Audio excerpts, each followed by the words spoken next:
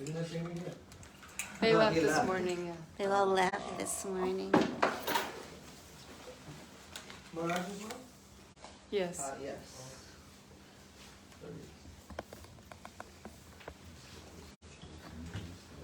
Hey.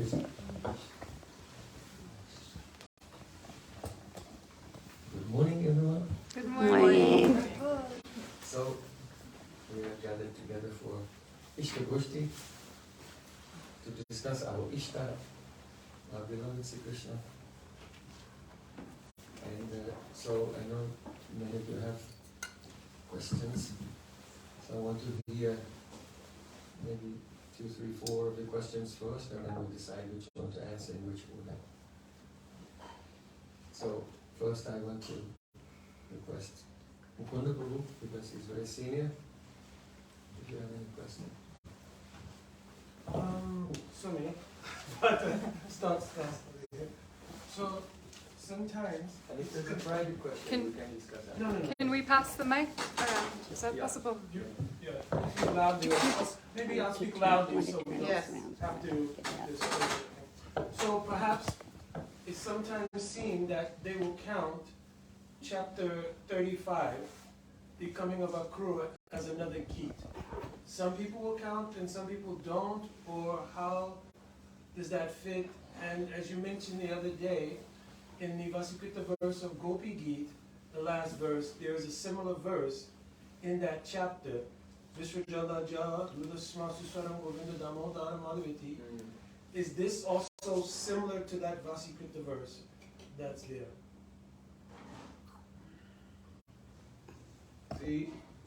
That is called, Gita is called Viraha Gita. It's not generally included amongst the 5 Gits, but when the Akrura is taking Krishna away from Vrindavan, then Braj Gopis, what they're saying to each other, beginning from Ahov Datas Tavanakutijaya. Samyoja Maitra Praniyena Dehinam Tangsakrita Kam Vyanam Shafat Kam Vikritam Terabakachastitam Krita. From that verse up to Govinda Damodar Madhaveti, that is considered to be Viraha Gita. Actually, I have a book of lectures on that. I don't know if it's available actually in English. At least in Russian it was published, Viraha Gita. So, this is not included in 5 Gits, the 5 main Gits, but it's still called a Gita. Yeah. And there was another part of the question? That verse with Govinda Vishwajalaja Ludasmasasaram, Govinda Dhamma, like you explained, that Sujata verse is a special revealing.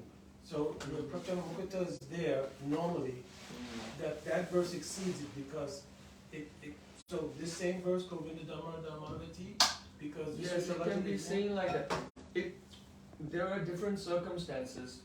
As a general rule, the heroine should not make advances to the hero.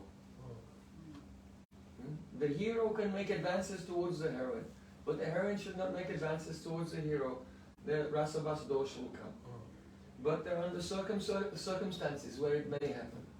So, for example, in Yate Sujata Chanamurham Staneshwar, in the verse you're mentioning, due to the intensity of the bhav, then there's no rasavas. Or we can say, we mentioned in regard to Pranay Gita, the verse in Changanastwa Dadaramurtipura. Or Sincha means you should extinguish. So it's an imperative. And it's the first word of the verse. So there's extreme stress. Sincha, extinguish. Anganastwa Dadaramurtipura with a flood of nectar of your lips. The fire in our hearts. So that would technically, to say that in ordinary circumstances, it would be rasa vas dosh. However, in that moment, Radhika is in a state of unmad. And so due to unmad, then, because those kind of words also, they should not be spoken in the presence of others, but other gopis are present. But in that state of unmad, her vivek is destroyed, and she's forgotten that anyone else is there. And so she speaks this. And so in this way, due to the intensity of bhav, it's not rasa basa, even though it would be rasa basa under other circumstances. So, actually in Priti Sandarbha, Srila Jiva Goswami, he goes through many examples in Srimad Bhagavatam where it looks like the verse should be rasa basa, and then explains how it's not rasa basa.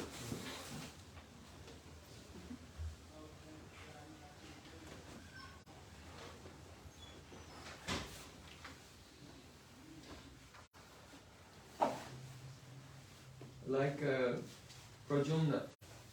Prajumna is Cupid. And it's described how the queens of Dwarka, they saw Prajumna like Cupid, and you say, what is this? He's like their son, or he's literally the son of Rukmini. And so he's like the son to everyone. So this is Rasabas. So then Srila Jiva Goswami Pad explains that seeing him, they were reminded of Krishna. And so in this way. So these are examples where there are many places in Srimad Bhagavatam where it looks like Rasa Vasa, but those who are very rasic can see how the Rasa Swarup, Krishna Bhakti Rasa Swarup Sri Bhagavad Srimad Bhagavatam is the Rasa Swarup. It's completely perfect. So there's some rasic, profound rasic meaning why it's not actually Rasa Vasa Dosh. Yeah? Any other questions? So many, you have to have questions because other than that this week. That's good. Yeah, okay. Yes, Prabhu. Hi, Krishna. Thanks for coming so much. It's been very quick. I had a question. I know you were discussing yesterday about Srimati Radhika leaving and the Gita was spoken during the time when they all met.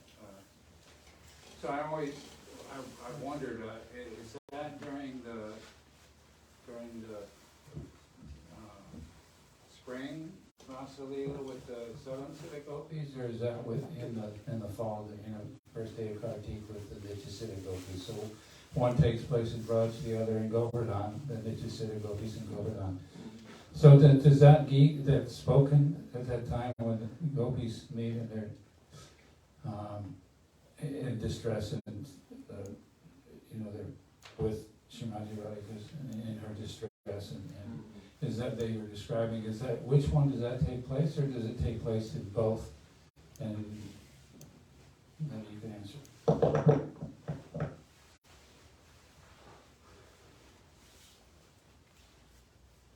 The Rasa Leela which is described in Srimad Bhagavatam is the Shardiya Rasa. Bhagavan Apitara 3, Sharad Utfulla Malika. So in the first verse of the Rasa Leela, it's mentioned it's the Sharad season, the autumn season. The Vasantik Rasa is described in Gita Govinda. And they're somewhat different.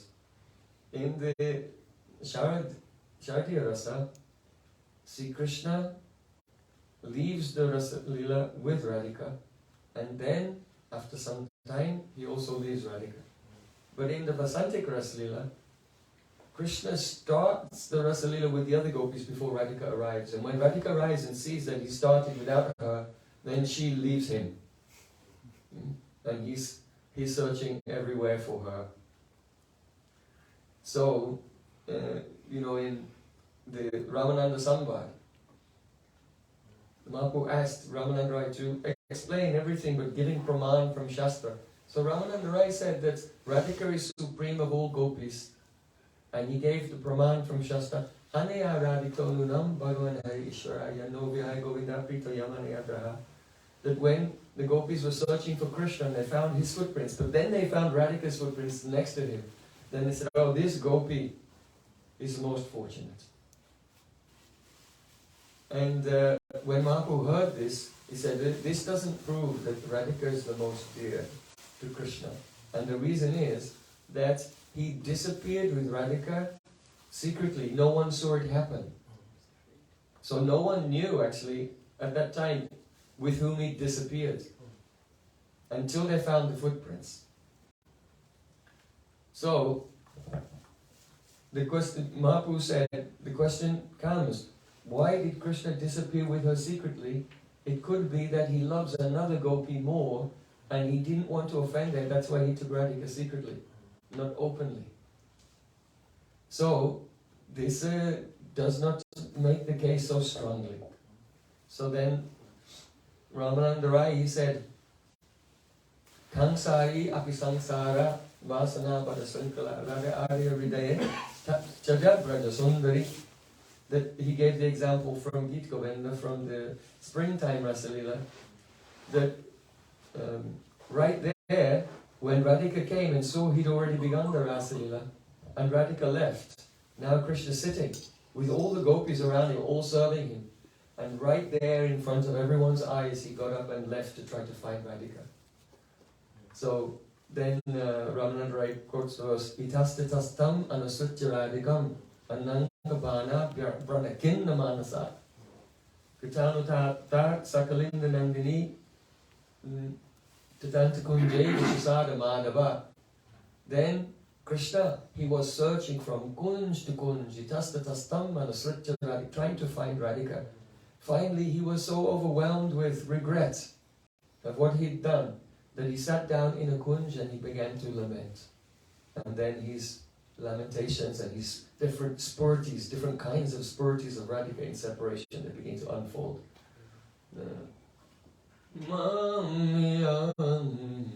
Chalita vilokya britam baduni chayena sapuradhatayamapi. Krishna's saying, oh, Hari Hari Atarataya Gata Sakubiteva. Hari Hari, oh God, what have I done? He's not talking to himself, because he's a cowboy, he's talking to God. Hari Hari, oh God, what have I done? I made an offense to Radhika, and now she became upset and she has left me. When will I see her again? And he's crying in this way. So this very beautiful pastime. Once there was a sabha, like Dharma Sabha, religious assembly. And Srila Bhaktisiddhanta Thakur was there, and one person was giving a guitar. And he was speaking about the Rasa Lila in Vrindavan, which is described in Srimad Bhagavatam as Shardiya Rasa. And the moment when Sri Krishna disappeared from Radhika, then Radhika said, Ha Nata Ramana Preshta Kwasi Mahapuja Dasiste Kripanane Sakya Dasya Sandhitim. And this devotee said this verse. At that moment, Srila Bhaktisiddhanta Thakur was so overwhelmed with the pain of Radhika's separation, he could not tolerate it. Because he is Nayanamani Manjari. So he feels everything that Radhika is feeling. So he cannot tolerate that Krishna has left Radhika and Radhika is fainting in separation. And at once, without any calculation, without thinking, against his volition even, just out of ecstasy, he stood up and said, don't say that, say, Itastatastam manasritya radhikam. This verse. That Radhika has left Krishna and Krishna is going here and there and crying in separation from Radhika. So these are some of the differences between the two. Bhagavatam is Shardiya Rasa, Gita Govinda is Vasantik Rasa. Then, yes, I believe you have the question.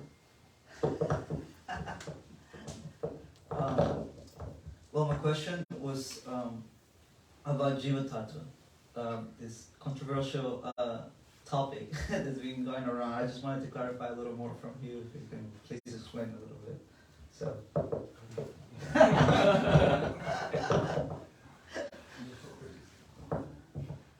Now,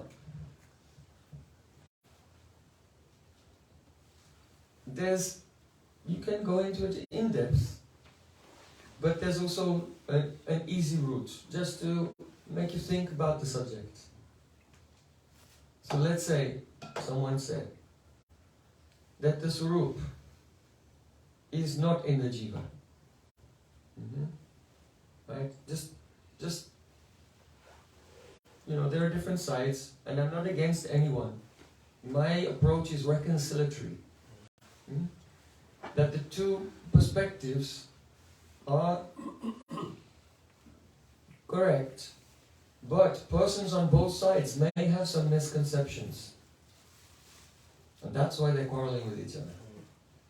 There's something missing in the understanding of both sides, that's why they quarrel. Because if each side had a complete picture, actually they wouldn't be on any side, they would be in the reconciliatory position. So, who thinks that the Swarup is in the Jiva? Okay, yeah. Who thinks that the Swarup is not in the Jiva? Okay, good. So let's just say you play that role, that the Swarup is not in the Jiva, then I pose the question to you. If the Swarup is not in the Jiva, where is it? It's in Black-Inky behind Guru's heart, and he's going to So, the answer is, Jamik, that the Swarups are in the spiritual. They're in the spiritual world. They're eternally there in the spiritual world. So then I would ask the question, well, just point to the direction where that Swarup is. You say the Swarup is not in the Jiva, it's in the spiritual, just point. When you get it and it comes to you or you go to, which direction does it come from?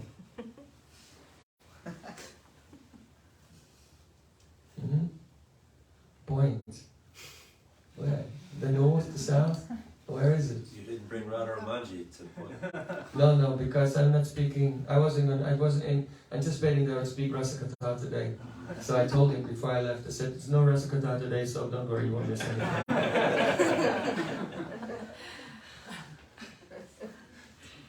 Not joke, you can ask that again. He was there, he overheard me. So, where is it?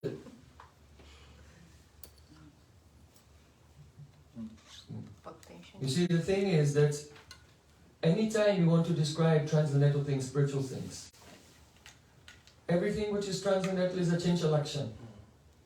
And so, when our acharyas describe something, they're faced with the pedagogical challenge.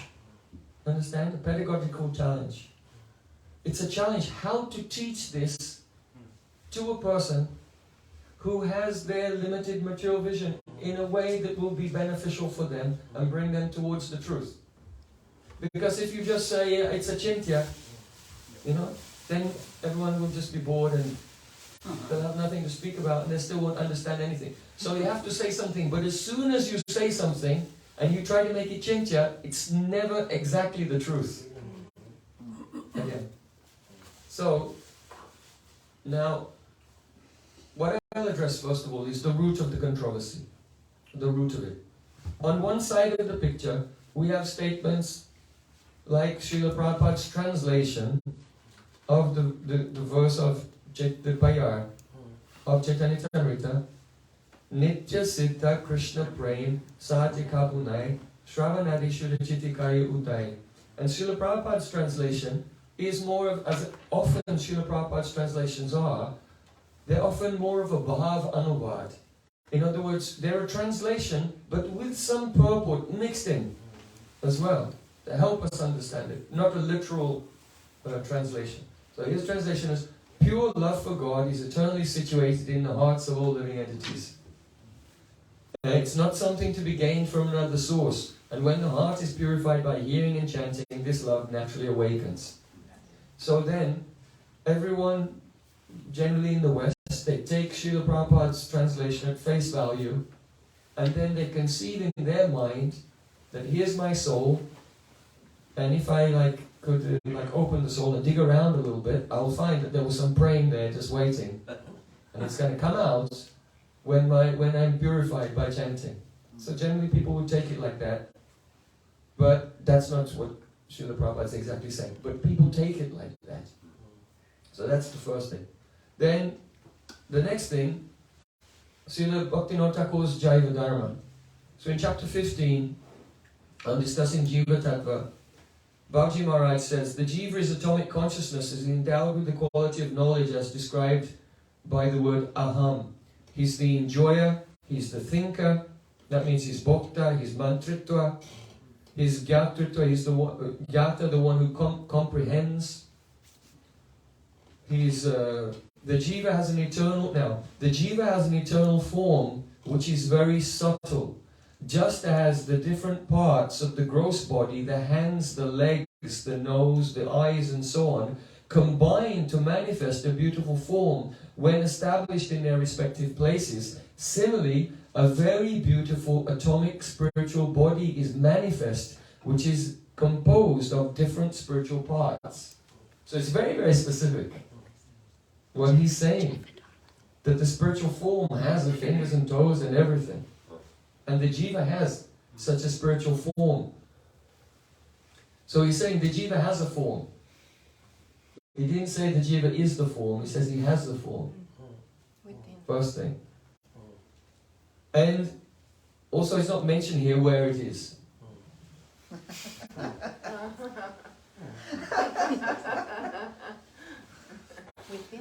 Okay.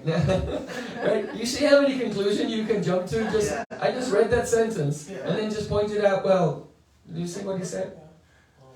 Okay. Now, then he says, however, when the jiva is entangled in Maya, that spiritual form is covered by two material bodies. So he's saying, in one sense, it's covered, but it's covered by your consciousness. A spiritual thing can't be covered. Your awareness can be covered.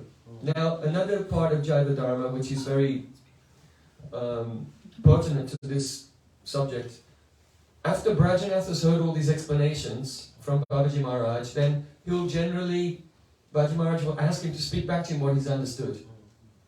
So Brajanath said, I understand that the eternal swarup of the jiva to be spiritual. It's atomic in nature. And now he says, and within that swarup is a beautiful body, composed of spiritual limbs. So here it said, the location. Within. The location of the swarup. Where it is, it's within. And it's composed of beautiful spiritual limbs. In the conditioned state, that beautiful spiritual body remains covered by the subtle body and the material covering of the jiv. The material covering of the jiv swarup in the form of the jad sharira, the gross body, inert body, it causes material transformations. Okay, so I just tried to look at some quotes. One quote from Srila Prabhupada saying, Prem is eternally established in the heart. And then two quotes from Srila Bhaktivinoda Thakur saying, the jiva does have a swarup, it's beautiful, it has parts, it's a spiritual body, it's minute, it's subtle, and it's somehow in the jiva. Now, so that's one side that people are familiar with. Now the cause of the argument on the other side. In Priti Sandarbha Anuched 10, Srila Jiva Goswami Pad said, Vaikuntasya Bhagavato Jyotir Anksabhuta Vaikunta Loka Shobharupa Ya Anantamurtayas Tatravartante Tasam Ekayasa Muktasya Ekasya Murti Bhagavata Kriyata. So the meaning is that in the spiritual world, Vaikuntasya Bhagavato, the Supreme Lord in the spiritual world, has unlimited spiritual forms. And they're expansions of himself illuminating that world. In other words, here what is being said is their Anantamurti, unlimited forms, and these are Jyotir Anksabhut. They are like particles of light surrounding, they're in the beauty of Vaikuntha. So the form of the Supreme Lord is there, and his planet is his Tadrupa Vaibhav, and around that is a Jyotir Anksabhut, Anantamurti. Unlimited forms which are like particles of light, which are the beauty decorating his spiritual planet. Okay? So, and then it is said, Tasam, of them, Ekaya Saha, with one among them, Muktasyaika Murti Bhagavata Kriyata. The Supreme Lord makes a liberated soul, he makes the form of a liberated soul with one of those murtis. So when a soul in this world is liberated, then he has a murti, and his murti is one of those forms, which is the Jyotir Anksabhut, the particles of light in Vaikuntha. So,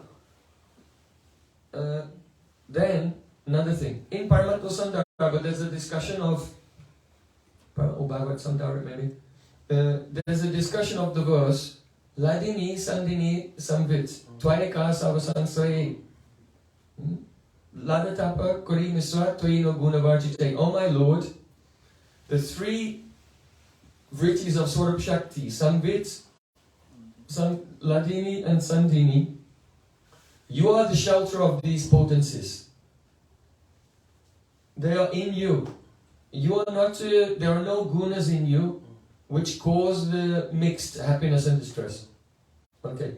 Now in the commentary to that verse, by Sridhar Swami, the original commentator of Srimad Bhagavatam, Srila Jiva Goswami quotes that, where he said, Eka Sansara Sansaye, you are the one shelter of these three vrittis of the Swarup Shakti, na tu Jiva, not the Jiva. So the Jiva is not the shelter of the Samvit and Ladini. Krishna is the shelter of the Samvit and Ladini. So now what I've tried to do, just in the opening of the discussion, is give something of the anatomy of the dispute. The quote of Srila Prabhupada about bhakti is in the heart, and the quotes of Srila Bhaktivinoda Thakur that you have a swarup and it's in the jiva somehow, right? And then on the other side, where Srila Jiva Goswami Pad said the swarups are in Vaikuntha. And that Samvit and Ladini, which is bhakti, is not in the jiva. Okay? So this is the cause of this is the anatomy of the dispute. Now,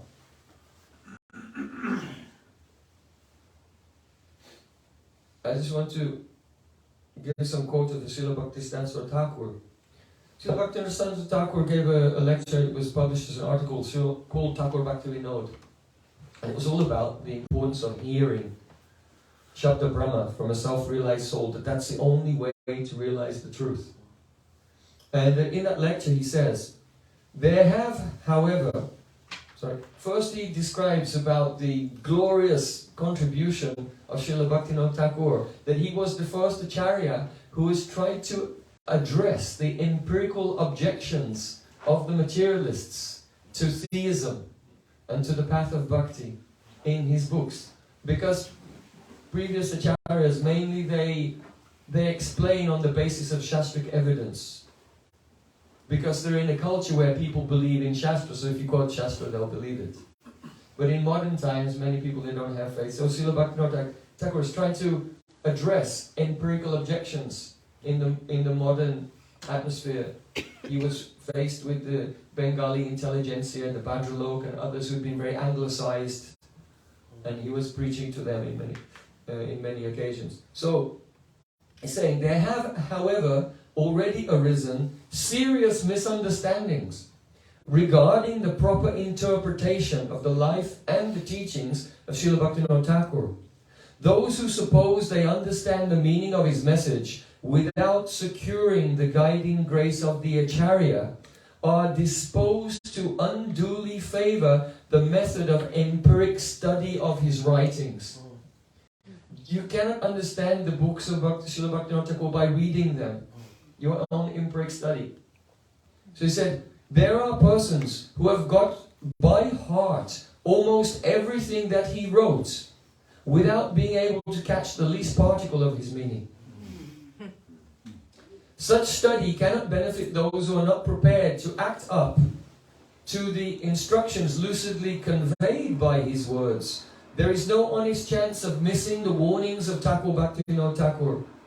Therefore, those who are misled by the perusal of his writings are led astray by their own obstinate perversity in sticking to the empiric course which they prefer to cherish against his explicit warnings. Because Srila Bhaktivinoda Thakur always speaks that you have to approach a guru, approach a Vaishnava and surrender, and you have to hear Shabda Brahman from his lips and so on. So let those unfortunate persons look more carefully into their own hearts for the cause of their misfortune. The personal service of a pure devotee is essential for understanding the spiritual meaning of the words of Thakur Bhaktivinoda. So he goes on to say that Srila Bhaktivinoda Thakur belongs to the category of spiritual world teachers who eternally occupy the superior position.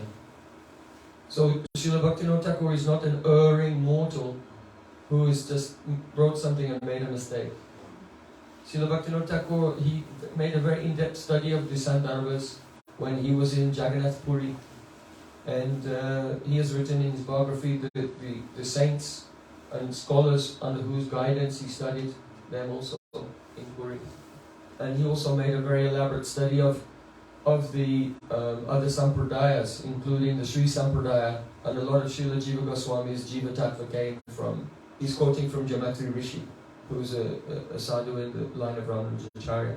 Srila Bhaktivinoda Thakur was thoroughly aware of all the components of this discussion. One thing to consider is that in the introduction of Jaiva Dharma, there it is mentioned that Srila Bhaktivinoda Thakur, having studied all the Sandarbhas, is given the essence here in Jaiva Dharma. So what happens is, when a conditioned soul tries to understand the truth, even by hearing from Guru, if he's not surrendered, then the Shabda Brahma is not revealed in his heart. And there's Maya Vyavadan. That means Maya, in the form of his own mental brittis, interferes with the reception of Shabda Brahma. And instead of receiving actual realization, the Anubhav, Darshan, from hearing, what he receives is called Parichina Gyan. Parichina Gyan means limited knowledge or fractions, fragments of knowledge. But the absolute truth is not fragmental, it's non-dual. Vadanti tattvavidas tattvam yadgyanam advayam. So the truth is Advaya Gyan.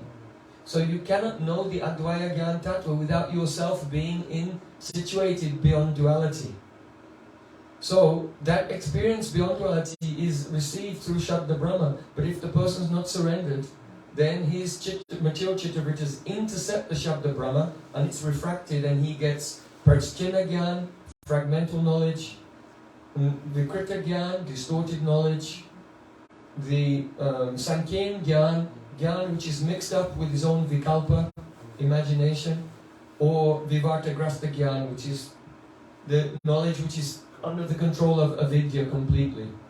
Like you hear that Krishna's, meeting with the Braj Gopis and you take it, he's a lusty human being who's got lots of girlfriends, that's like a total misunderstanding of everything. Vivartagrasta Gyan.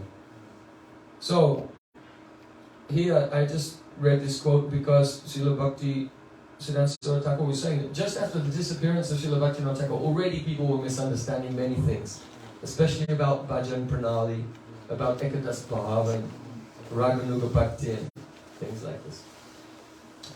So, but what we should understand is that many persons, they read the Sandarbhas and it's a big text and they get a bit of knowledge here, a bit of knowledge there, a bit of knowledge there. But because they're not in Advaya Gyan, they can't put it all together. So what Srila Bhaktivinoda Thakur, being situated on the Transcendental platform, he's studied all the Sandarbhas of Jiva Goswami and he's put it together and then presented it in the most palatable, in the most accessible, in the most practical way, in Jaiva Dharma. Srila Gurudev always used to say that just as Vyasadeva went in trance, Bhakti Yogena Manasi Samyak Pranihite Malay, and in his trance he received Srimad Bhagavatam and then it was manifest. So in the same way, Jaiva Dharma is coming from the trance of Srila Bhaktivinoda Thakur. We should have this level of the Shraddha, aprakrita, supernatural faith in Srila Bhaktivinoda Thakur and his writings. So now we come to the subject, the subject of reconciliation. So, achintikalu ye bhavana taramiskakena yojayat prakritibhya paramyatsjat tadachintasya lachanam. Everything which is transcendental, which is beyond Prakriti, is achintya, that's its characteristic. So we have to bear that in mind. In Bhakti Samrita Sindhu 1145, there Rupa Goswami says, Swapalpa ruchi eva syad bhakti tattva vabodhika. Unless you have at least a little ruchi, that means that you've started to enter into the stage of ruchi beyond nishta, you cannot understand bhakti tattva. So let that be a warning that if you're thinking, yeah, I've understood it, it's all in the categories, I've got it down in exactly defined logical categories, the jiva's over here and his swarups over there, and you know, you've got, it's all compartmentalized and it's all very clear and clear-cut lines, and it all fits in with my logical categories. If you're thinking like that, that means you have not understood. You haven't understood it. And we can more or less say, unless a person comes in the stage of ruchi, that means they have some realization of Krishna's form and qualities and associates, then they haven't understood it. So someone can say, well, you know, you have to understand logic, the Shastra through Yukti, Shastra Yukti logic. That's true. But the meaning of Shastra Yukti and not Kevala. Kevala Yukti means, what people say, Kevala Yukti just means your own logic, not depending on Shastra.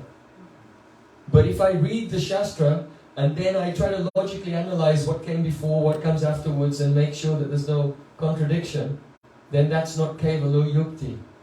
That's Shastra Yukti. But that's not true.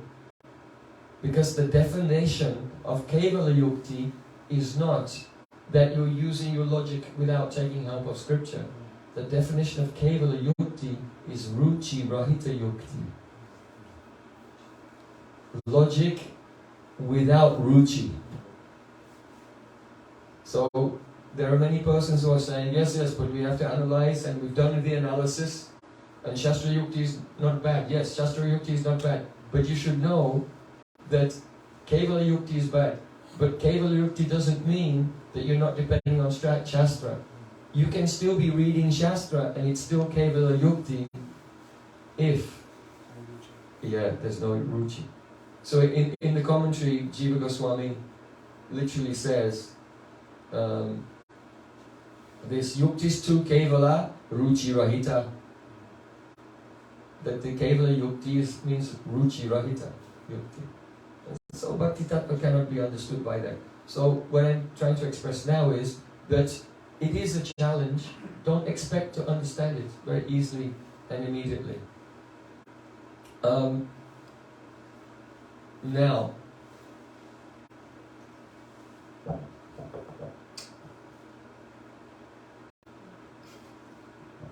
let's discuss the word in. In. It's such a short word. It only has 2 letters. If you ask someone, what does the word in mean? Do you know what the word in means? Everyone will say yes. But actually, this word in is very difficult to understand. Because the truth, the absolute truth is achintya. And what isn't the absolute truth is not simply not the truth. And so any subject you try to study, whether it's linguistics or atomic physics or whatever, it will always lead to puzzlement. Srila Bhaktisiddhanta Thakur said, the Aroha Panta, the elevationist approach, that I will elevate myself to an understanding, Abhigyatavad, I can understand, Arohavad, I will know something from the ascending process, is such that it always leads to puzzlement. That anything that you try, any small thing that you think that you know, you try to study it, and if you go deeper in it, you will actually find that you can't understand it. In Greek philosophy, it's called aporia. You know, Socrates was going around saying, oh, tell me what you know, and then interrogating them with the Socratic alenchus, and in the end showing that really no one knows what they're talking about anything. And they end up in this state of aporia, where it's like both things seem equally plausible and we can't solve the problem. It's a dilemma. So everything is like that, including this word in. And the reason is this. If you study Navya Nyaya, so there are 2 ways in which something can be in. The main ways. There are other varieties as well, Samanya Adhikarana, but the 2 main ones is called Samyog Sambandha and Samavai Sambandha. So Samyog Sambandha means by contact. And samavaya sambandha means by the relationship of inherence. Now the word comes, inherence. So, for example, if we have, let's see, oh look, there's a glass vase over there. Are there any flowers in the vase? Can you see? Are there flowers in the vase? Huh? Are there flowers in the vase? By now in I can prove that there are no flowers in the vase. Why? Because there are flowers in the vase by samyog sambandha, by contact. Because someone has put the flowers in the vase and the flowers are contacting the vase. But by samavaya sambandha, there are no flowers in the vase. By inherence, because the vase is made of glass.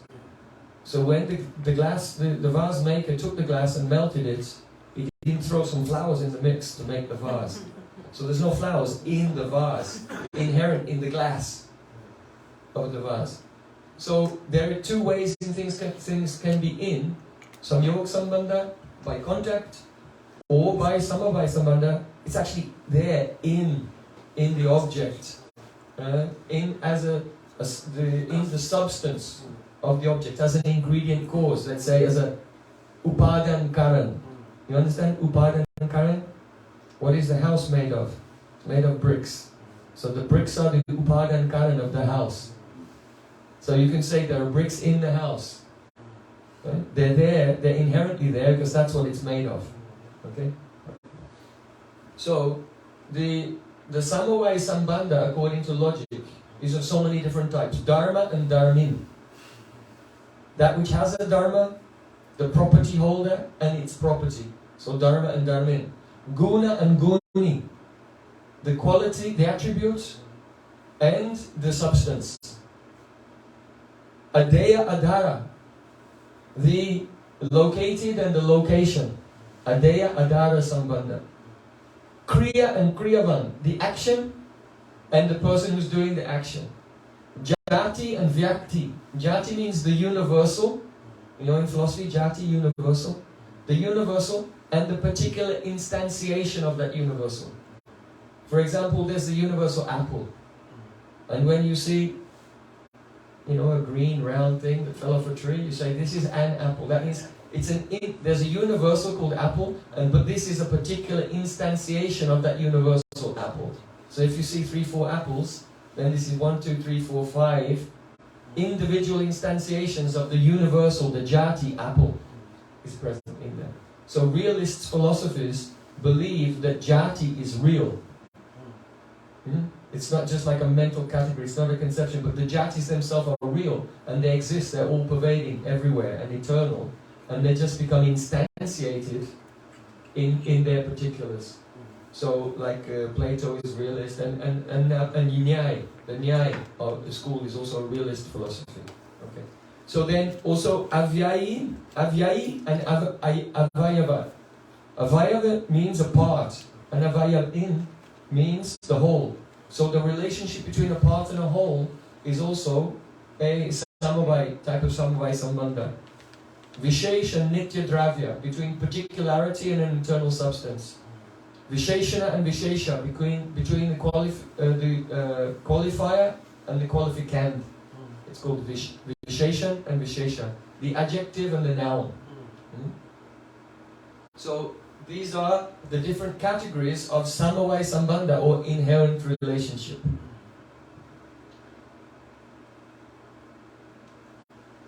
One thing you should know also, the samyog sambandha, relationship by contact, is between two substances.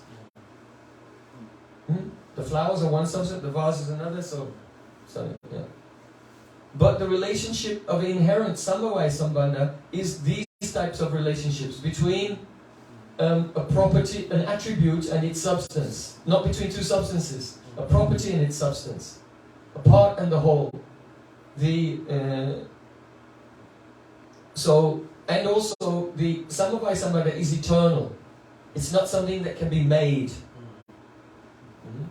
So as long as that object exists, its relationships with its attributes it's eternal in the sense that it's as long as the object itself exists. Okay. So those are two things to think about between Samyoga and Samvaya Sambandha. Now, in logic, Nyaya Sutras of Gautam Rishi, those categories are there, but the opponents of the logic school, they trashed Nyaya. Said, no, there's a fault in this Nyaya philosophy.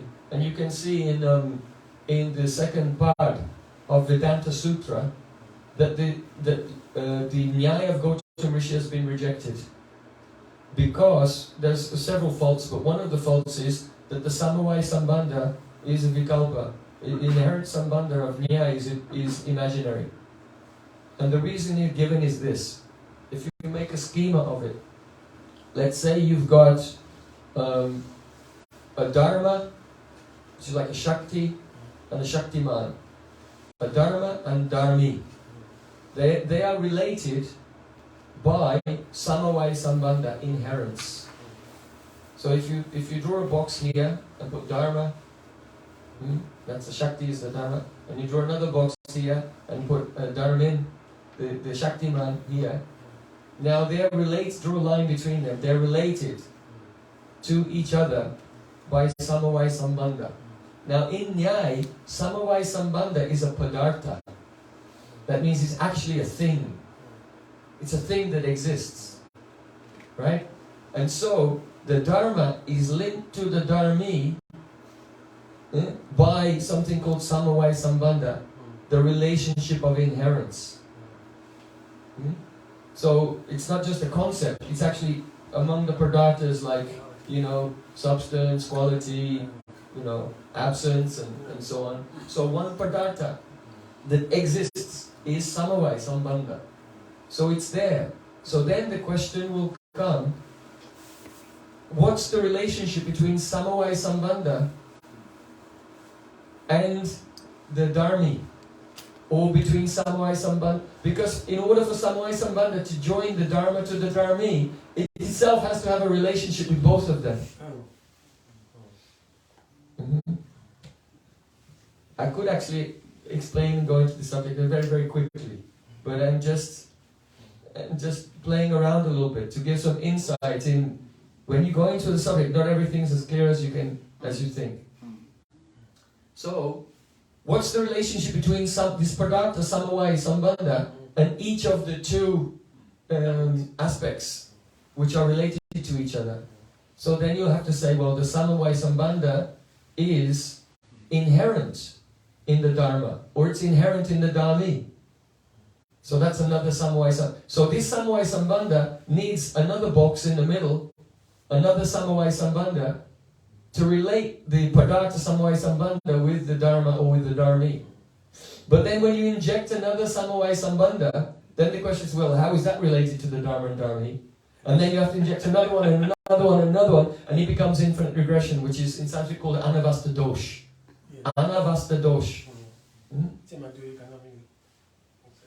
That's in relation to? He says that there's one of the faults when he's going through the different kinds of praman, and he says one is anavasta dosh. Yeah. You can't come to a conclusion.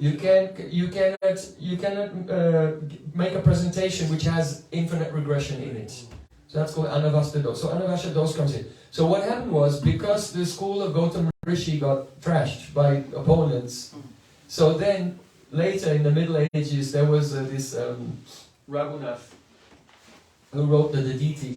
He composed Navya Nyaya. So that's why Navya Nyaya came about before Mahaprabhu, and then it was Sarvabhauma Bhattacharya brought it from Mathila to Navadvip, and so then Navadvip became the main center of Navya Nyaya before Mahaprabhu appeared. Then Mahaprabhu came and he had his pastimes. Maybe in New York, no, in Navadvip I'll give a class on this. Mahaprabhu's Navya Nyaya Lila. So anyway, so Navya Nyaya they had to come up with a new Sambandha to stop this fault within the philosophy of Nyaya, other their school will be demolished. So they came up with a new Sambandha, it's called Swarup Sambandha. So the relationship between Samavaya Sambandha and the Dharma or the Dharmi is Swarup Sambandha. That's called a self-linking relationship, Swarup Sambandha, in which the Sambandha is identical It's identical. It's tadatma with the thing that it's relating.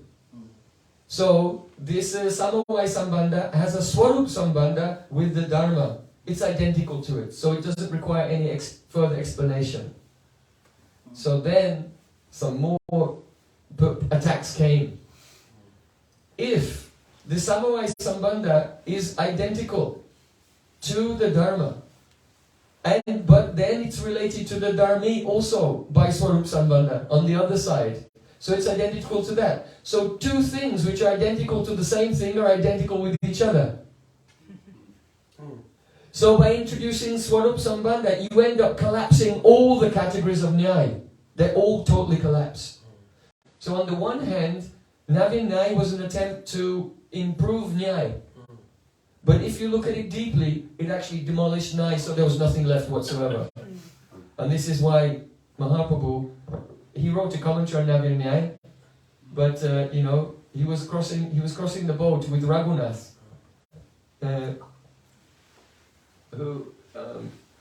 he wrote a commentary on Navin Nyaya. What's his name? Raghunath Shiromani, I think his name was. And he was a college friend of Mahaprabhu. And Raghunath said to Mahaprabhu that, the original Navin Nyaya was not by Raghunath, it was by another person. Raghunath was the commentator, the main commentator who wrote the deity commentary on Navin Nyaya. So he was crossing the river with Mahaprabhu when they were both students. And that young Raghunath, he said, "Oh, Nimai, I've written a commentary on Navin Nyaya. Do you want to see?" Mahaprabhu said, "Oh, really? That's a coincidence, because I've also written a commentary on Navin Nyaya. You want to see mine?" So they said, "Yes, okay." So then they exchanged commentaries to each other. And then they were reading, and Raghunath was reading, and he just started to cry. Mahaprabhu said, "What's wrong?" And he said, "I worked so hard writing my commentary. But now I'm reading yours, it's so beautiful. No one will ever read mine." Mahaprabhu said, "Really? Is that all?" And so then Mahaprabhu said, "Give me that." And he took his own commentary back, wrapped it up, and he threw it in the Ganga forever and gone. And then that commentary that was useless compared to his, that's the one that became famous. That's the great famous commentary, so much so that the history of Navin Nyaya is divided into two periods. The pre-Raghunath period and the post-Raghunath period. So you can just imagine what Mahaprabhu's commentary was like when he threw it in the Ganges. So in Jaiva Dharma, the logician Brajanath, right, he's dreaming at night, "Oh, I wish I could find the lost commentary of Nimai Pandit." That's what he's thinking about all the time. And by thinking Nimai, Nimai, Nimai, Nimai, then he gets the mercy and meets with Vaishnavas and he becomes a Vaishnava himself. So, anyway, so Mahaprabhu threw this commentary in the Ganga, and the reason is that there's a way in which you can completely demolish the entire Navin Nyaya school. It's like self-implodes. And that's why Bhaktisiddhanta Thakur says, the aroha apanta always leads to puzzlement. Such a beautiful phrase. I gave a class on this, aroha panta and the puzzlement of aroha panta. Yeah. Did you hear it? On the first day in Miami. Yeah. So you can hear that if you want to. Study about aroha panta, very fascinating subject. Okay, so what we're discussing here is that just the concept of inherence itself within Nyaya is, it's not a legitimate concept, so it's been rejected in Vedanta Sutra, in Baladevi Debushan's commentary. So, when those who are, let's say, opponents of Srila Bhaktivinoda Thakur say, you say it's inherent in the jiva, they say no, it's not inherent. And anyway, inherence is also, it's not a legitimate relationship according to Nyaya. So they'll reject inherence because they're thinking of the word samavaya, inherence, in terms of logic. So they're bound to reject Srila Bhaktivinoda Thakur's perspective because that in our tradition it's not accepted as an authentic, legitimate relationship. So, now, that was a little bit of a digression just to look at how the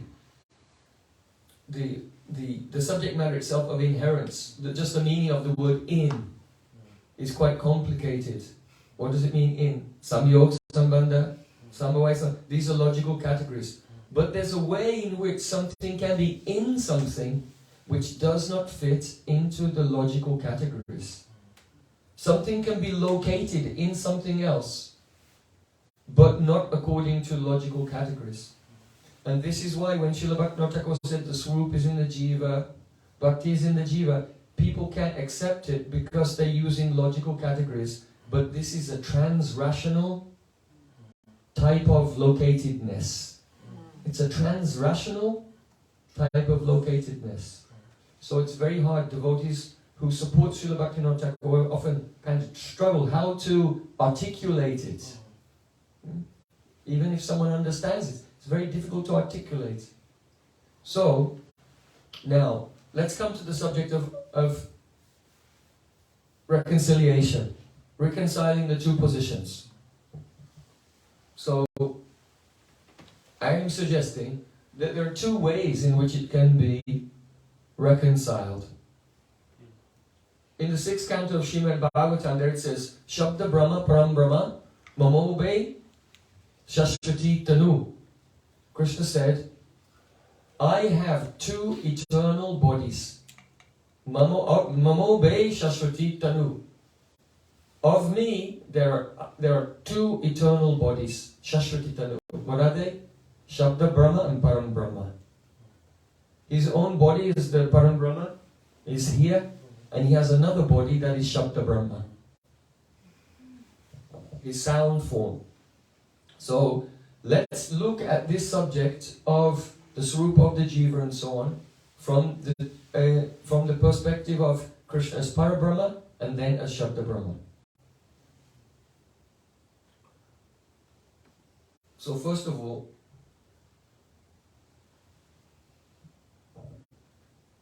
if, as the Priti Sandarbha says, that the Swarups of the Jivas are actually Krishna's murtis. They're Krishna's own murtis. Right? It says, Anantamurtaya Jyotirang Sabut. In Vaikuntha, surrounding the Supreme Lord, His own Anantamurtis are everywhere. So, these forms, these Parikar Swarups, are the Vaibhav of Krishna's own Swarup.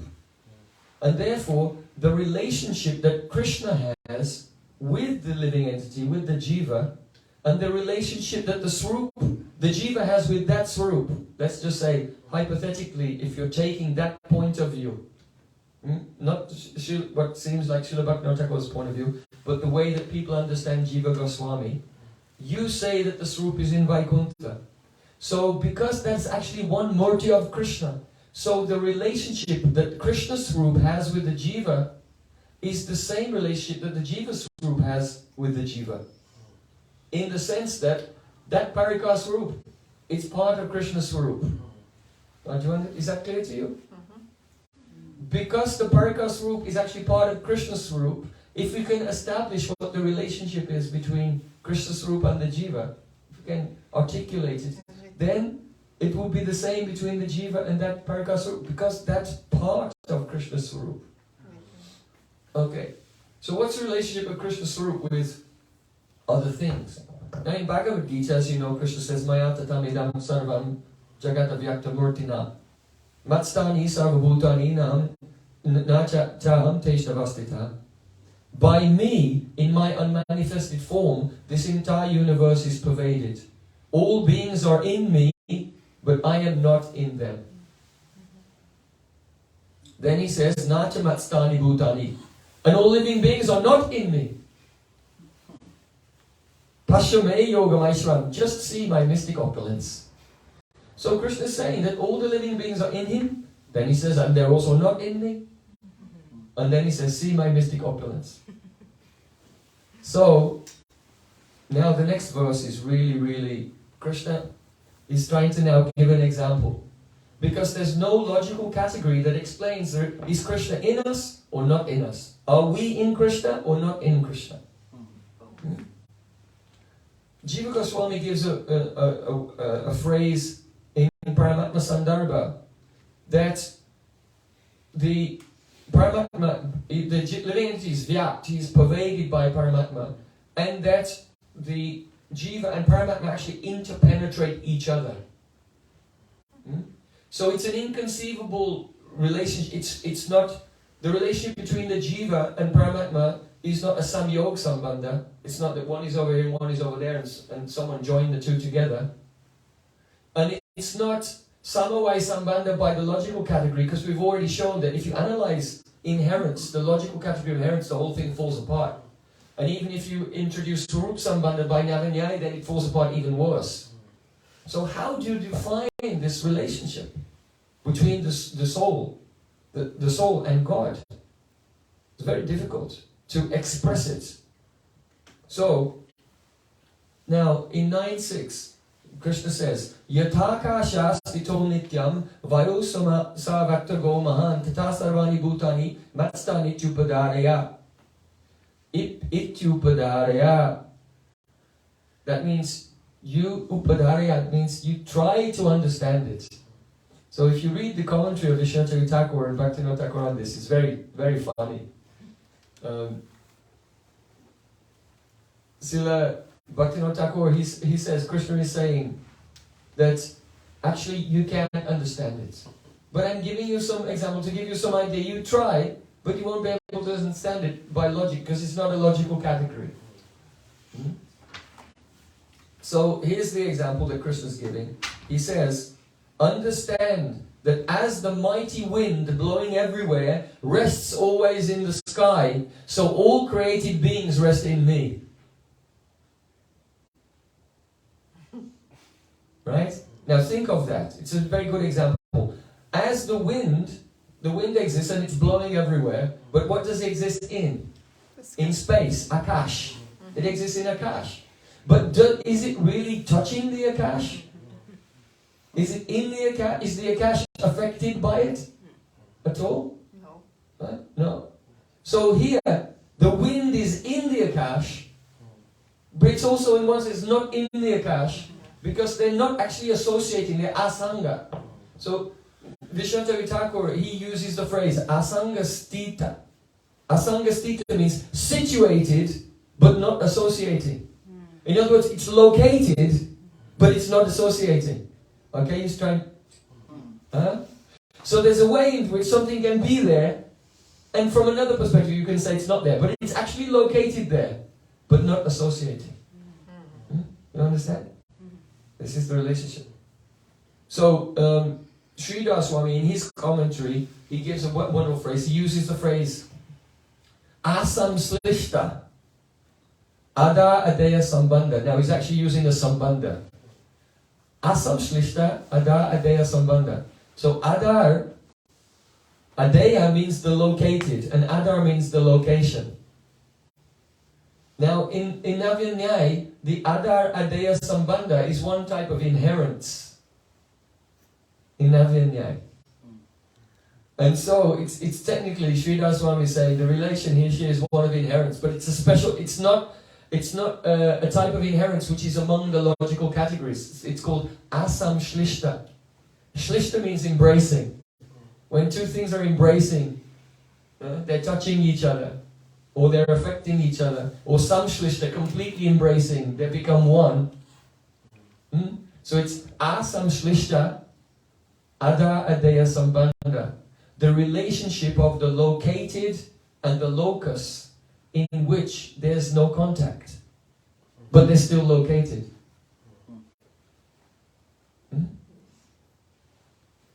Is that clear? Ish? Is everybody clear? Yes. Yeah. So just like the wind is located, the wind is located in the Akash, but at the same time, it's located but not related in a certain sense, not touching in any way. Yeah? So that's called Asam Slish Adar Adeya Sambandha. But Adar Adeya Sambandha in logic is actually called inherence. But this is not one of the categories of logic, because it's a relationship between transcendental being, the Supreme Lord, and the material world, and also the jivas. It's the same. So Vishwanath Thakur in his commentary he says Akasho pi vayostito pi. Although the Akash is situated in the air, Nastito asangatvat. It's also not situated because it's not affected by it. It's asanga.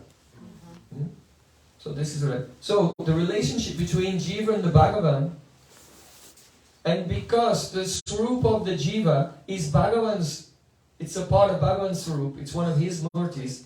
So the relation between the Jiva and Bhagavan is, that will be the same as between Jiva and his Swarup. Right? So now you've got this situation.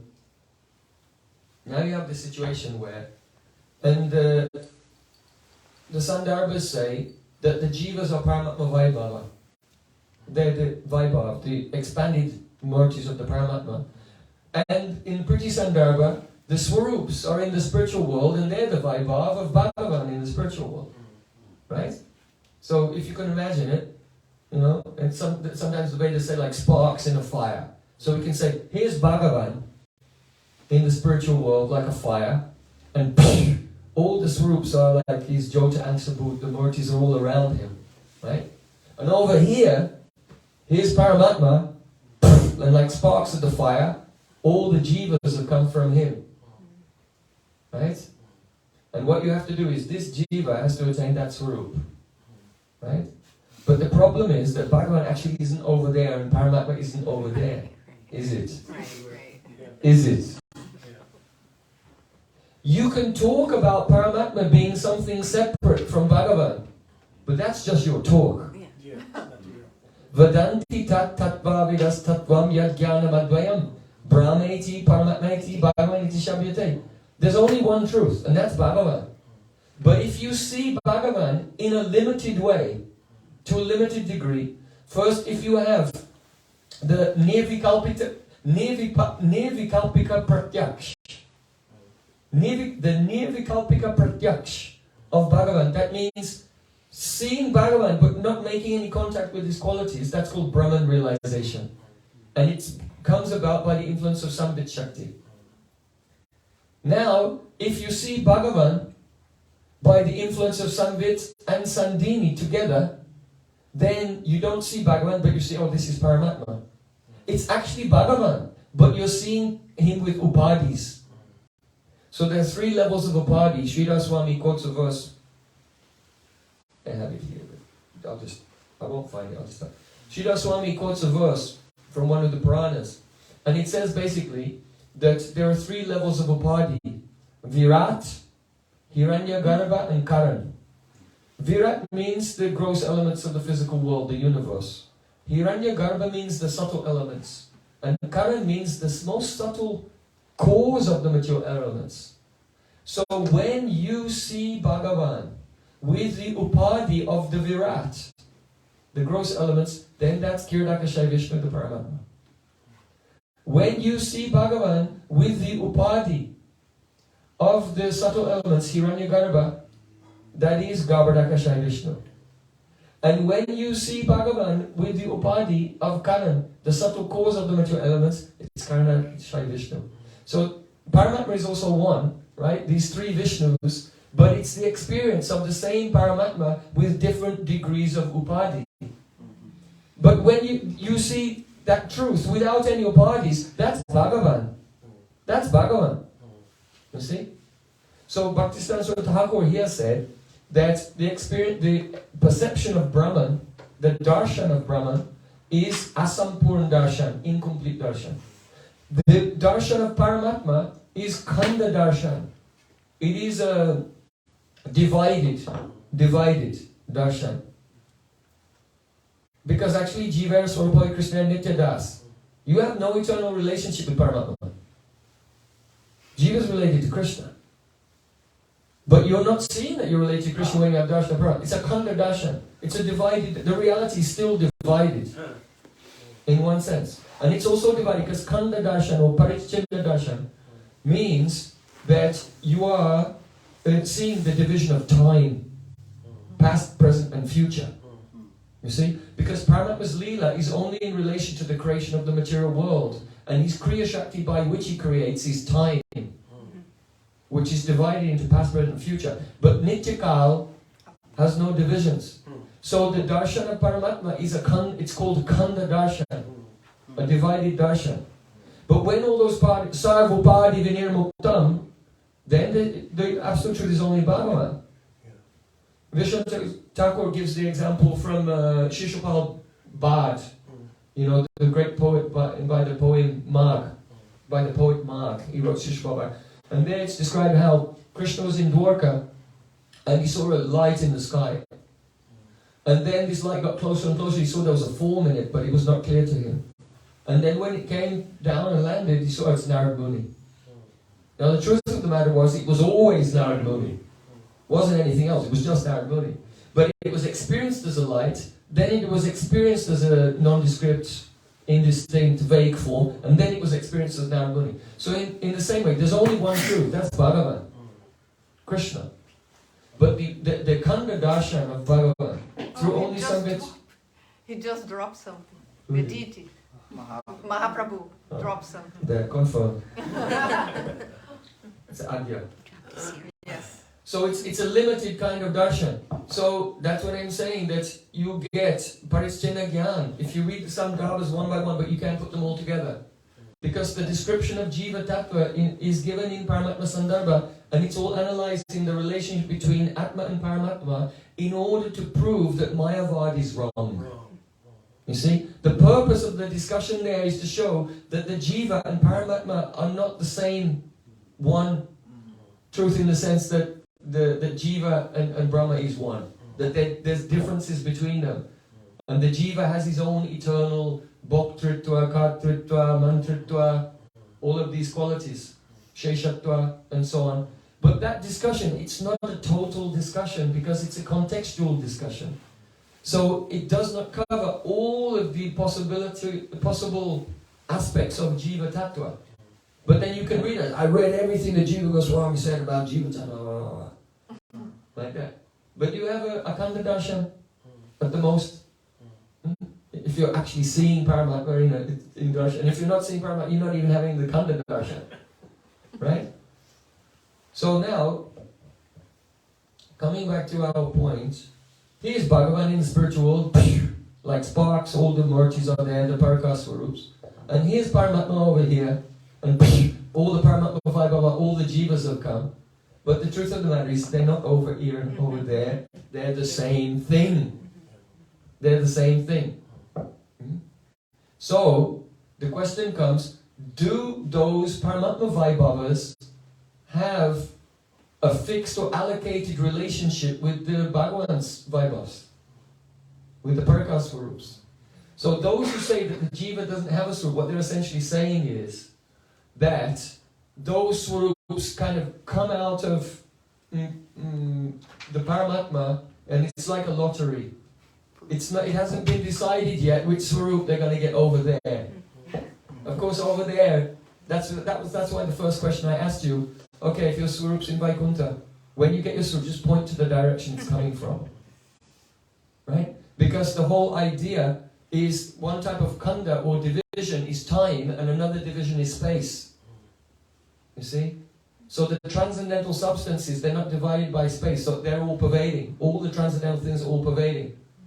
So where is Vaikuntha? Is it there? Yeah, of course it's there, but it's also there. Where is Bhagavad Swarup? Is it there? Yeah, it's also there. Where is the Vaikuntha Murti? The Parakaswarup, is it there? It's also there. Right? But when we're thinking with our mind, which is become, has a Kanda Darshan, divided darshan, and we divide time and space, then we imagine all of these categories and separations which don't exist. So, but there's a way in which they exist. So we've used this word, or rather Sridhar Swami used this word, the asam slishta adar adeya sambandha, the relationship between the located and the locus in which there's no contact. But it's still there. It's still a word for the... It still can be... You can substitute that phrase with the word in. Right? The asam slista adeya sambandha, you still say, you can say in colloquial language, you say it's in. But it's not in the way that coconut milk is in a coconut. It's not in the way that butter is in milk. You see? The milk in a coconut is an upadankaran. It's an ingredient cause of the coconut. So when we say Krishna's in the heart, he's not the direct ingredient cause of the jiva. Or the swarup of the jiva is not a direct, it's not that you can cut open the jiva and pull his swarup out. If you say that butter is in milk, the actual molecules which make up the butter and which make up the milk are the same thing. Right? So it's there as an ingredient cause. So we can say it's inherent and it's in. But this locatedness is not that kind of in. It's not that kind of in. And so that's the fault on the part of many of the followers of Srila Bhaktivinoda Thakur. That many devotees are thinking, well, Bhaktivinoda Thakur said the swarups in the jiva, but they think it's in the jiva like milk in a coconut. Right? And that's where the other side have an argument with them. You see? And the other side are right. The other side is right. If you misunderstand Srila Bhaktivinoda Thakur and think that the swarup is there as a constituent ingredient, as an upadankaran of the jiva, then you are wrong. And they're correcting you. But you've misunderstood Bhaktivinoda Thakur. And so then what usually happens is that, well, I'm just going to stick with Srila Bhaktivinoda Thakur and forget that. Or the person says Srila Bhaktivinoda Thakur is either wrong, or they try to respect him by saying, well, it was a preaching tactic, and then they move on to the other side. But the reason they're on the other side is because they misunderstood Srila Bhaktivinoda Thakur. Not that Srila Bhaktivinoda Thakur is wrong. You see, this is not Srila Bhaktivinoda Thakur's problem. Srila Bhaktivinoda Thakur has no problem with Jiva Goswami. You have not, and it's your problem. Not Bhaktivinoda Thakur's problem. Okay. So, now, when the question comes, we've established that in terms of locatedness, the Swarupa Jiva is there by locatedness. Right? There's no doubt about it. But then one could come up with the argument that, it's located there because the transcendental things are all pervading and so on. And it has this locatedness even though it's not touching or connected. But you could say that about all the Swarups. Right? You could say, well, your Swarups, if you convince me that your Swarup's there, but all the Swarups are there, so it's a trivial point. It's not important. It's trivial. It's not important. Because all the Swarups, by that token, you could say every single millions of those unlimited Swarups, they're all there. So what's the point in saying the Jiva has his own Swarup? You see?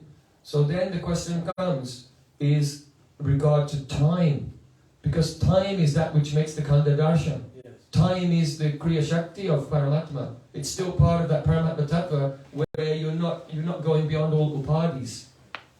Now, if the Swarup of the Jiva were fixed, then even though you can say as a trivial point that all the Swarups are there, the fact that others are there that is trivial, it's not important. Only the fact that one Swarup that you will attain is there, that's the only important thing, because you're not going to realize the others. Yeah? You're never going to realize the others if your Swarup is fixed. So those who are on the other side, they basically say the Swarup isn't, it depends on the association you have and this and that and this and that. But that's looking from within the perspective of material time. Now Krishna said in Bhagavad Gita 7:26, Vedaham samatitani vatamani charjuna bhavishani tabutani mamtu veda nakasthana. Hey Arjun, the Supreme Personality of Godhead said, hey Arjun, I know everything that happened in the past, in the present, and the future. And I know all beings, but no one knows me. So the question comes, does Krishna know what Swarup you're going to attain? Of course, yes. Of course. Of course. He said, I know past, present, and future. He knows everything. Now, someone wrote a book and they try to say, well, Krishna in Braj, he doesn't know he's Mukta, and if he's Sarvagya, if he knows something, he just knows, like his devotees in the world who are doing Raganuga Bhakti, that he can hear their prayers. But this is not true. When Srila Vishnu Thakur says Krishna is Sarvagya and Mukta, that means he's completely Mukta, but he's also completely Sarvagya. Because Krishna is Swayamrup, is the original form. And the definition of Swayamrup is that form from which all other forms get their Aishwarya and their Madhurya. So if there's some knowledge which is not in Krishna, no other form, if you say, well, Paramatma knows, but Krishna doesn't know in Vrindavan, or Narayan knows, but Krishna doesn't know in Vrindavan, then where did that Narayan get that knowledge from? Because the Swayamrup is the original form from which everyone gets everything. And you've also done this Kanda Darshan again, you've divided two things. Because these other forms actually aren't different. They're only different according to Rasa Tattva. But actually in Tattva they're not different. Advaitam, Achyutam, Anadim, Ananta Rupam. So, Krishna has his form as a cowherd boy who doesn't know anything. In another Prakash he has his form where he doesn't know anything, but he hears the prayers of the devotees who are doing Raganuga Bhakti in the material world, so he can relate. And he has another form when he's totally omniscient of everything. And if he wasn't, then no one else would be omniscient. Would have the possibility. So anyway, Krishna knows. Even if you just say the Paramatma knows. He's also, he knows past, present and future also. So he also knows, even though he's not related to the Braja Leela. So anyway, okay, so if anyone knows, it's fixed. Right? Just theoretically. If you admit, if anyone knows, we take that Krishna knows everything because he's Swayamrup. But if you'll admit that if anyone knows, as Krishna said here in the Bhagavad Gita, then what Swarup you will attain is fixed. And even though from within the purview of material time, it looks like the choices that we make and the choices that the sadhus that we meet make leads us to one particular Swarup and it's all depending on that. It isn't really. It isn't really. It's fixed. And so that's part of the Inchincha Shakti of God. That God can fulfill a fixed objective through independent choices of Swatantra beings. Beings who have, like pure devotees have Swatantrata. They have independence. Bhakti is independent. And so on the basis of pure devotees being independent and Bhakti being independent, they try to say, so that's what decides what's going to have what Swarup you will have. Right? So it's not fixed, but that's not true. Krishna can attain fixed goals through others' independence. You say, well, how can he do that? You say, well, he's God. That's it. That's what it means to be God. Agatana Gatana Patiyasi Shakti, to achieve that which is important, to make the impossible possible.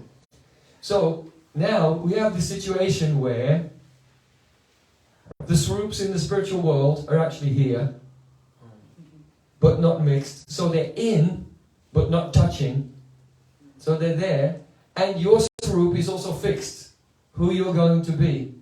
Right? And when you remove the influence of time, then that's your Swarup. So we can say the Swarup is in the Jiva, and also it's fixed. So now Bhaktivinoda Thakur's teaching, and Srila Jiva Goswami's teaching starts to look like exactly the same teaching, just expressed in different ways. Now, there's an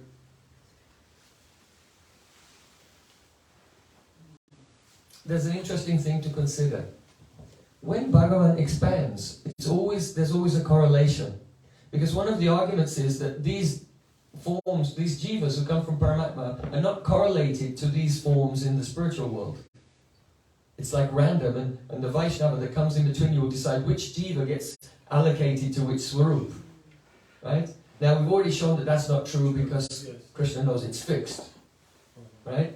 But what we can also say is, whenever Krishna expands, there's always correlations.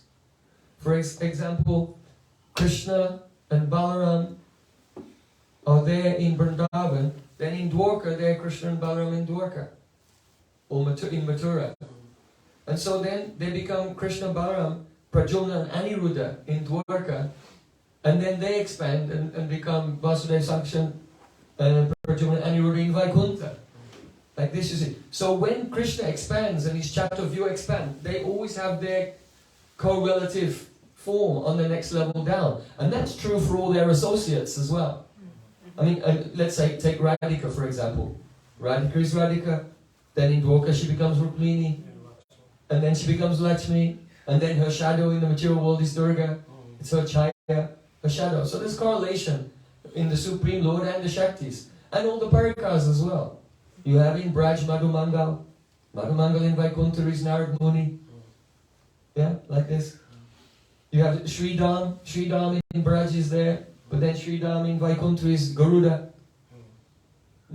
So Krishna, his Shaktis and all his Parikars, when they expand, there's always a correlation in the different realms. So you can consider, when Krishna becomes, because it never happens, it's eternal, Krishna has all these murtis, which are his Vaibhav. Now that very Krishna is Paramatma, and he's got his Vaibhav. You think there's no correlation between that Vaibhav and that Vaibhav? This is just a logical point of trying to see the big picture of everything. Every time the Lord expands, and all his Vaibhavs, his Parikars are also called Tadrupa Vaibhava, right? The whole spiritual world and all this, they're all called Tadrupa Vaibhava. So, and the Jivas are called Paramatma Vaibhava. So we see that in every level, there's a correlation. So you think there's no correlation between these Jivas and those Swarups? So we know eternally that they're going to get, it's fixed, what they're going to attain. And so, now let's speak about Dharma. What does Dharma mean? Dharma, really theologically in English, we would say teleology. Yeah, you know, in purpose, yeah, teleology. Just like in Greek philosophy, you have the formal cause, the cause of something's form, the ingredient cause, the instrumental cause, and the teleological cause, the final cause, what is it for?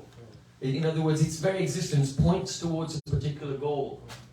So that's called artha.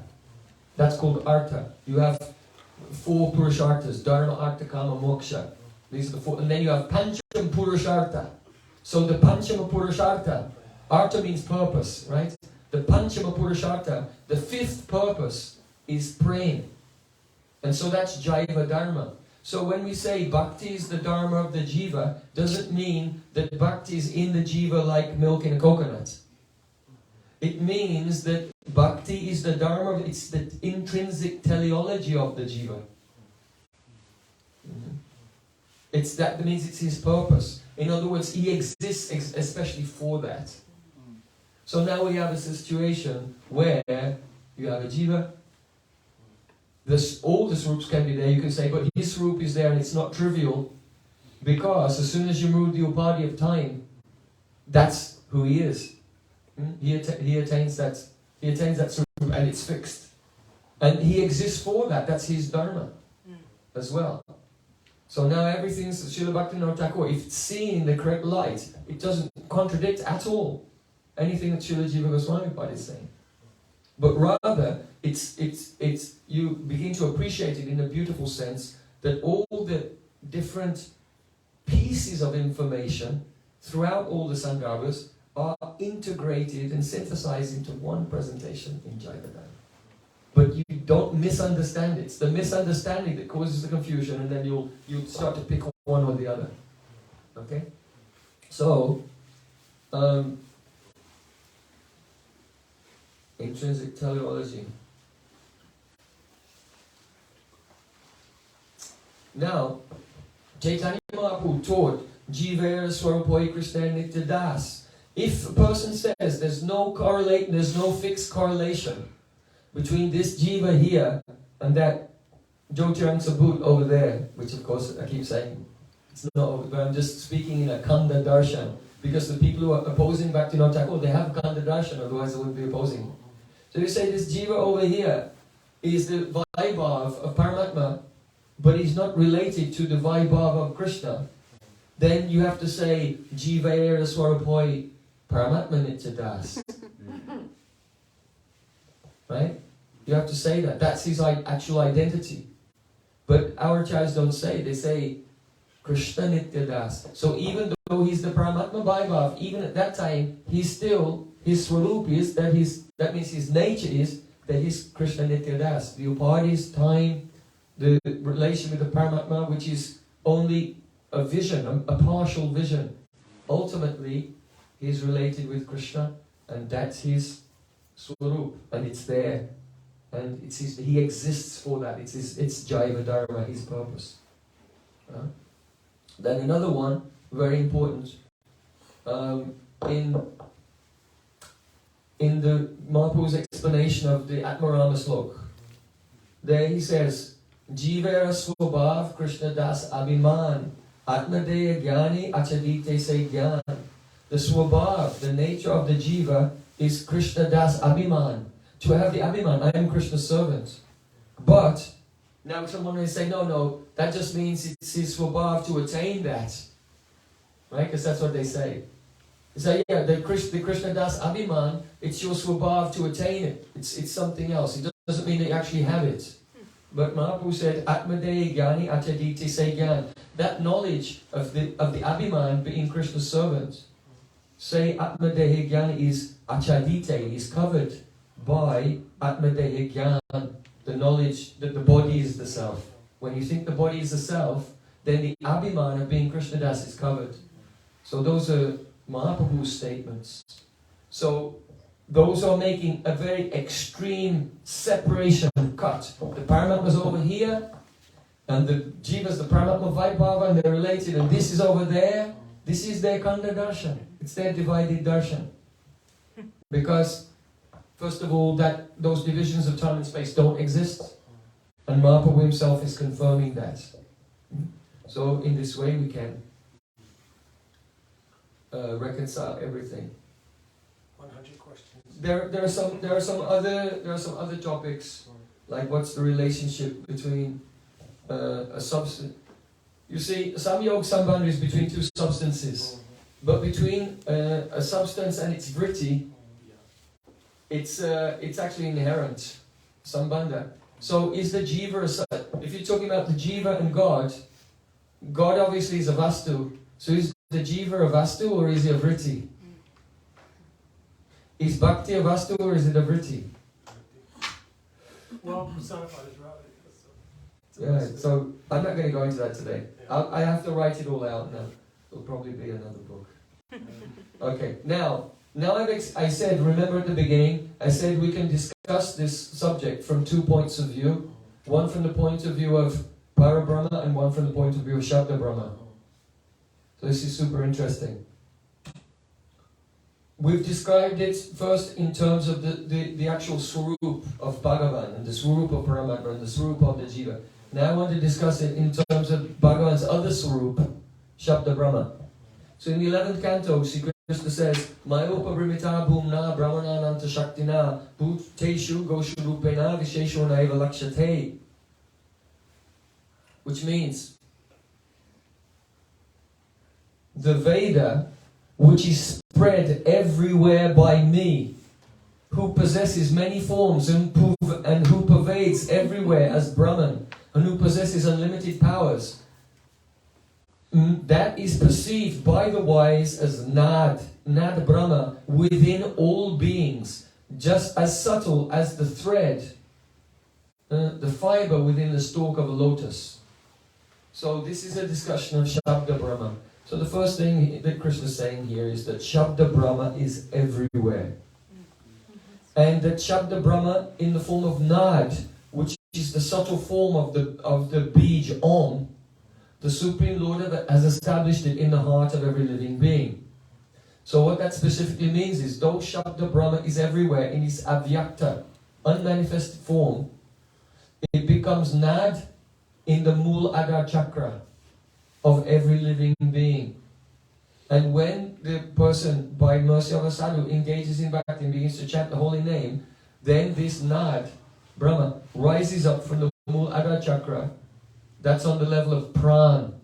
And in the form of Pran, Aprakrita Pran, supernatural Pran, it rises up to the Manipura Chakra. And now it's on the level of the Manas. And that's called Para Pasyanti. Then it comes to the level of the heart, the Anahata Chakra. And that level of sound is called Madhyama.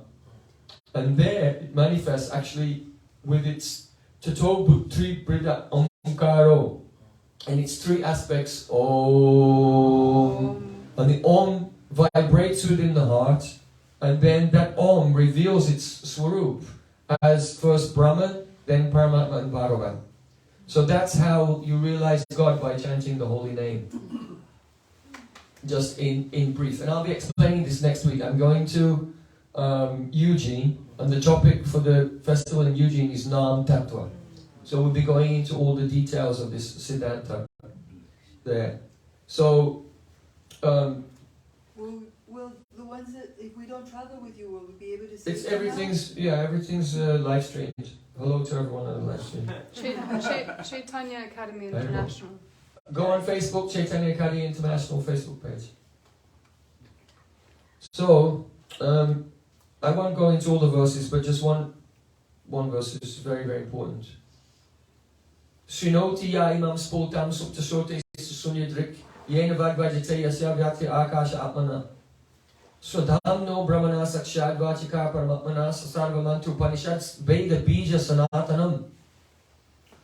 So here, Sri Krishna is saying, it is the Paramatma, is the person who hears the syllable Om, which arises from the unmanifest Nad, when the senses don't function. That means when a yogi, or any bhakti yogi, he's absorbed in samadhi and his senses close down, then the Nad manifests. Om. And who hears it? Paramatma hears it. But then when the Paramatma hears it, he wakes up the jiva and he allows the jiva to hear it. So then it says, by that Om, it manifests from the jiva. Here jiva doesn't mean it comes from the Atma, it means it comes from the Muladhara chakra. And then manifests in the Hridakash. So from the Muladhara chakra to the Anahata chakra, it manifests in the Hridakash. The Vedas appear. This Om is the indicator of Brahman, which is its own shelter, and of Paramatma and Bhagavan. This Om contains all mantras and all Upanishads, and it is the eternal cause of the Vedas. So that's very, very beautiful. Sarva Mantra Upanishad Veda Bij Sanatanam. It's the Sanatan Bij of all the Vedas, all the Upanishads, and all mantras. And it's already there. It's already there. It said, Krishna said, Mayopa Brahmitam Bhumna, I have established the Shabda Brahma everywhere. So it's already everywhere, and in the form of Nad, it's in the Muladhara chakra. So because it's everywhere, the Shabda Brahma also pervades the Atma. But in the form of Nad Brahma, the Lord has made it there in the Muladhara chakra, then it manifests up to the heart chakra. Now we'll come back to the beginning of our class where we first quoted Srila Prabhupada. Nitya Siddha Krishna Prem Sadhi Kabulnai Shravanadi Shuddha Chitte Karya Uday. Pure love for Krishna is eternally situated in the heart. So what does heart mean? Prabhupada uses the word heart to refer to the subtle body, the chitta. Always. Chaito Darpana Marjanam. The chanting of the holy name cleans the heart. So when Prabhupada uses the heart of the jiva, he means the chitta. You see? The subtle body. So now this bij is Brahman. Well, it's avyakta, it's unmanifest. But when it becomes vyakta, it becomes Brahman, Paramatma, Bhagavan. So Bhagavan is only Bhagavan if he has Shakti with him. And what's his Shakti? Bhakti Shakti. Bhagavan is only Bhagavan if he's got his Vaibhavs around him. What is that? Parakaswarup. Right? So we discussed the subject from the platform of, from the idea of Krishna Swarup. Now we're discussing it from the perspective of Shabda Brahma. Shabda Brahma is everywhere. It's specifically in the form of Nad, established in the heart of the jiva. And when the jiva chants, then it becomes, it's avyakt, it becomes vyak, it becomes manifest. And what's there? Bhakti is there, and the Swarup is there. So now Srila Prabhupada's translation doesn't look so naive, does it? It just seems to be exactly the truth that a realized person might say if they were translating that verse. But that is the Nam Pradhan Paksha, if you like. Nam Pradhan Vichar. It is a deliberation on how the living entity attains Prem and his Swarup based on the understanding of Nam Tattva. So it's a Nam Pradhan Vichar. Krishna Prem is eternally situated in the heart, Abhyakta. They say, oh, well, if it's there, how can it be covered? It's not covered. You're covered. Krishna's not covered. Your experience of it is covered. It's a Vyakta to you. And it becomes Vyakta by Shuddha Chitti Karya Uday. As soon as the Chitta is purified, then the Nad manifests as Om, and then Om gradually manifests everything else. So Om is like the Hare Krishna Maha Mantra is the Rasatmak group of Om. When Om becomes full of rasa, Om is a seed, and the Maha Mantra is Madaram Madaram Etam Mangalam Mangalanam Sakama Nigama Vali Satvaram Chitsarupam. The Vedas come from Om, and Hare Krishna Maha Mantra is the juicy fruit on the desire tree of the Vedas. You see? Like that. So in this way we try to reconcile everything from the perspective of Parabrahma and from the perspective of Shabda Brahma. Everything Srila Prabhupada wrote is 100% correct. Everything Srila Bhakti Thakur wrote is 100% correct. And there is no contradiction with Jiva Goswami. Very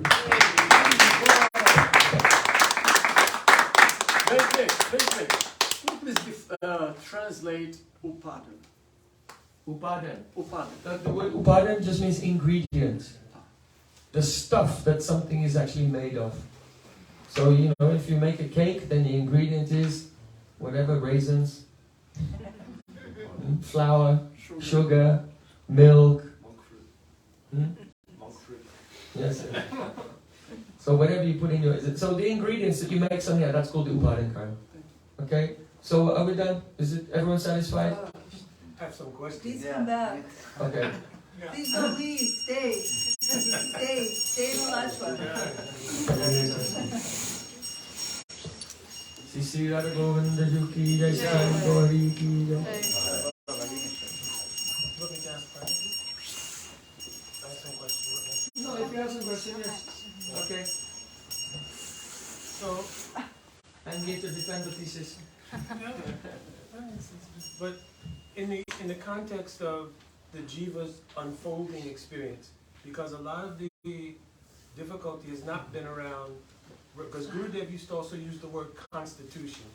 When I had this discussion with Turungovinda Advaita and so forth in 2015, they gave the argument, you're saying that somehow or another, in the constitution, meaning the physical makeup, As an Upadan Karan. Huh? As an Upadan Karan, you mean? No, but they were saying that they thought Gurudev is saying it's in the just subtle body of the jiva, then bhakti is there as a substance. So Swarup Shakti is there as a substance. It's a so they weren't, so they weren't speaking of it in the context you're speaking. They're saying that Gurudev was saying it's there as a substance. So I said, no, it's there in the constitution. Now also Param Gurudev, in the biography, he associates constitution with the stage of perfection. So not just the makeup of something, but the actual stage of perfection, which you pointed out in the Priti Sandarbha verse, right? So in the unfoldment of the jiva, because in chapter 26 of Java Dharma, Brajanath asked the question directly to Gopal Goswami. He says, is the rasa of the jiva predetermined? And Bhakti, Gopal Guru Goswami answers, to this I cannot say yes or no. So that reconciles what you're saying, because he says, from one angle of vision, from the angle of vision of Nityavatmanaka, everything is present, everything is there. From the angle of vision of Prakat Kal, which will be Kanda Darshan, we're unfolding. So in the process of unfolding, Rup Goswami Pad, Bhakti Vinod Thakur, Jiva Goswami Pad, they've all given the idea that in the unfolding process, it's coming from previous impressions, and this is how the jiva is realizing it. Yes. This That's is true. correct, because that's what I'm saying. There's a pedagogical challenge Right. that you have to say something that makes sense Yes. to the experience of the person, what they're going through. Yes. So from one angle of vision, based on Nitya Vatmanakal and Prakat Kal, like Gurudev once to Maharaj, he asked the question in front of my house in 2008. Oh, Srila Gurudev, can the Swarup of the Jiva, Bada Jiva be changed? And Gurudev just retorted, like, not heavily, but very firmly, the Bada Jiva is not realizing any Swarup. What's the question of change? So, but under the idea that it's there, it's fixed, and so forth, the answer to the question would have been no. Yeah. So why he gave the emphasis, Bada Jiva is not realized any Swarup, to perhaps give emphasis on the point of the actuality of the sadhak experience, that what you're going through, you can't automatically conflate in the same way you explained. You can't conflate, everything is there, I have everything already, so forth, so on. because then maybe the seed of Sahajavad will also come. Yes. It's true? Yeah. That's one of the ways in which there's so many ways a person can become Sahaja. Gerda, can you say? Actually, the Sahaja, Prakrit Sahaja Bhav becomes present when the Shabda Brahma is intercepted or obstructed. It always comes. Because the actual path of bhakti is one of darshan. The path of bhakti is one of spurti. It is a spot dharma. Srinoti yaitam spotam. So hearing produces spot, the chanting, remembering, and that's bhakti. And so bhakti, pure bhakti is also always like that. Sadhana bhavivo jaha siddhadayataha pava. Pakopakramata evicha. What you do in the stage of sadhana and what you do in the same city is the same. It's only a question of being unripe and being ripe. You see? So if a person is chanting and they're just like, Bhaktisiddhanta Thakur gives you the arrows. If you're not having a spurti of something, then you're just like a hunter going in the jungle in the dark and just shooting arrows in the dark, hoping that he'll hit something. So if someone's bhajan is chanting, they got their eyes closed and they're trying to, just imagine their way into the spiritual world. They're just like a hunter shooting arrows in the dark. And that's not bhakti at all. Bhakti has realization from the very beginning, has realization. And if that sport dharma is not coming, the person hasn't entered into bhakti yet. They're still in the developing, their shraddha is becoming firmer and firmer. Their surrender is becoming gradually more and more, until their faith is very firm and their surrender is they're complete up to that point. Then they enter into pure bhakti. And then bhakti is always pratyaksha vagamanam dhamyam. It's always a pratyaksh. So what the person is doing in his sadhana stage and what he does in the siddha stage, like seeing Krishna, serving Krishna, it's the same in sadhana and siddha. It's only one is unripe and one is ripe. So a person who is in the dark, who is not experiencing the spot dharma, they're not actually doing sadhana bhakti. So what's the question of doing raganuga bhakti? Raganuga sadhana bhakti. So, Srila Bhaktisiddhanta Thakur said, when the Shabda Brahma, by hearing, is not manifesting in the heart, then when the person tries by their mind to imitate the experience of a person who is actually having the spurtis, then that is the Prakrita Sahaja Bhava. Because they are Prakrita Bhakta. Sa Bhakta Prakrita Smita, and everything he's doing is Archan. Archame Vaharaye Pujamya Sarayate Natad Bhakte Shuchanesu Sa Bhakta Prakrita Smritaha. And Srila Prabhupada's translation of that verse is amazing. It's like half of his translation is not even in the verse, because it's a Bhavanuvad. His Bhavanuvad is, the Prakrita Bhakta does not make a purposeful study of the Shastra to find out what is the actual standard of devotional service. And none of those words are in the verse.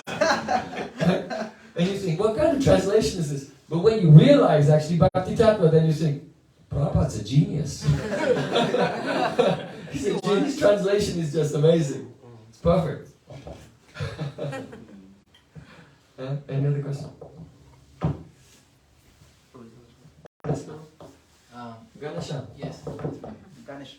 You mentioned also as a prerequisite for Trinadapi Sunichena, in context with what you were just sharing, it's important to understand this platform of Sakshit Vena to be the witness. Shakshitva. Sakshitva. Yeah. So that platform of being the witness as like almost a prerequisite for really to perform true bhakti. It's not exactly, it's the prerequisite for Shuddha Bhakti, yes. It coincides with Trinadapi Sunichena. Of course it comes gradually, because then as the mind becomes steady, then you realize that you're not the mind and you attain Shakshitva. Right. In the Yoga Sutra it says, Vritti Swarupyam Itarakta, that if the chitta is steady, then what happens? Then Surupa Vastanam. If the chitta is steady, then you realize your Surup, your nature. But Vritti Swarupyam Itarakta, if your chitta isn't steady, then you identify with the chitta vrittis. Your identity becomes blended in with them. So what will happen is, as you're chanting more and more deeply, and the chitta-vrittis die down, then you'll experience Shakshitva. Maybe a little bit, for some moments. Oh, that's it. But then afterwards, the chitta-vrittis will come again. You see? So then there's a stage in your life where you're chanting every day, and you spend more and more time in that state, and then that sanskar overpowers the other sanskars, that you remain in Shakshitva all the time. And so, Srila Bhaktisiddhanta Thakur says, the degree to which we are Trinadapi Sunichena, that we've attained Trinadapi Sunichena, the degree to which we are Sharanagats, and that by which we can measure if we've entered into pure bhakti, is Sakshitva. So there are degrees. And then when we attain the state of steady Shakshitva, then when we practice bhakti, then we don't have the ahankar of being the doer. You see, that's the difference. Prabhupada Bhaktisiddhanta Thakur said, I don't want to associate with that person who picks up his mala like he's taking the reins of a horse. Right? Because when a person gets on a horse, they get the reins, and it's like, I'm in charge now. So if you feel you're the doer, you pick up your mala, okay, I'm going to chant now, I'm going to do this. Hare Krishna, let's get it done. I'm in charge, here it comes. Hare Krishna. I'm chanting. So the name is Jiva Din, it's under the control of your tongue. That's wrong. But once you attain the state of Shakshitva, you pick up your japa mala in a state of wonder. Now the holy name is going to come. And you're not doing it. Hare Krishna. You're not even chanting. Your tongue is chanting, but you have the experience that Nam is coming to you. Now you've entered into the beginning experience of Shuddha Bhakti. That's what it means. Srila Jiva Goswami Pad said that the ability to do Nam Smaran, to remember Krishna's name, depends on the Antakarna Shuddhatvam Apekshate. It depends on the purity of your Antakarna. So you can say to someone, what's God's name? What's God's name? What's my name? Yeah, what's God's name? Oh, what's God's name? Yeah. Krishna. Krishna. What's God's name? Krishna. What's God's name? Krishna. So you all remember Krishna's name, right? So you did Nam Smaran, right? No. You see? So the word Smaran in Vidvat Ruddhi means one thing. And the word remembrance in your everyday vocabulary, you know, Sadhan Ruddhi Briti or Agya Ruddhi Briti, is two different things. Because Jiva Goswami said, the ability to remember Krishna's name, do Nam Smaran, is completely dependent on the Shuddhata of the Antakarana. You see? So when Jiva Goswami uses the word remember, and when you use the word remember, they don't necessarily mean the same thing. So when you read in Shastra, it says, and now you remember this pastime, and so on. It's not talking about what you're thinking, yeah, I remember Krishna's name, I remember my mother's name, I remember my car's name. Like that, it's not that. That smriti is one vritti of buddhi, of intelligence. Our general memory when we use the word remember. So our buddhi has 5 vrittis: nidra, sleep, vikalpa, imagine, and one of them is called smriti, remembrance. And it means that you take some past experience which is stored in the chitta and you bring it to the forefront of your consciousness, and you do anusan, you investigate that impression of something you've experienced. But if you haven't experienced Krishna, how will you remember him? There's nothing you can only bring out your own material impressions. So then you're remembering your own material impressions. Right? So actual smaran means that when the chitta is steady, then there's a spurti of Krishna Nam in the chitta. You're not doing it. Krishna Nam is coming. That's Krishna Nam Smaran. So if the purity of the heart is necessary for Nam Smaran, then what about Rup Smaran? Parikas Gun Smaran, Parikas Smaran, Lila Smaran, and so on. There's a difference between when our acharyas say, remember the pastimes of Krishna, and when the common person says, remember the pastimes of Krishna. And this is why, after Srila Bhaktivinoda Thakur gave so many instructions, after he left, there was so much confusion. So then Bhaktisiddhanta Thakur, he had to speak on the subject of Vidvat Ruddhi Briti. He literally said, he gave the definition of the Gaudiya Mat. He said, the Gaudiya Mat is the place of the descent of the Vidvat Ruddhi meaning of words. Because everyone's talking, but what they think they're saying the same things that the acharyas are saying, and what is written in scripture, but it's completely different. Because they're not speaking in Vidvat Ruddhi Briti. they're speaking in Sadhan Radio Agirati Briti. So Bhaktisiddhanta Thakur would say, slow down, let's look at this. And so, though his teaching seems like really astonishing and like it came out of nowhere, it's actually the condensed essence of the epistemology of Bhakti given in Tattva Sandarbha. What's the meaning of Shabda, Aprakrita Shabda? How do we access the Aprakrita Shabda and everything? If you don't have your Tattva Sandarbha, essentially that means if you don't have your Gaudiya epistemology in place, you can misunderstand everything. And so the Kanishta Adhikari is always in that state of misunderstanding.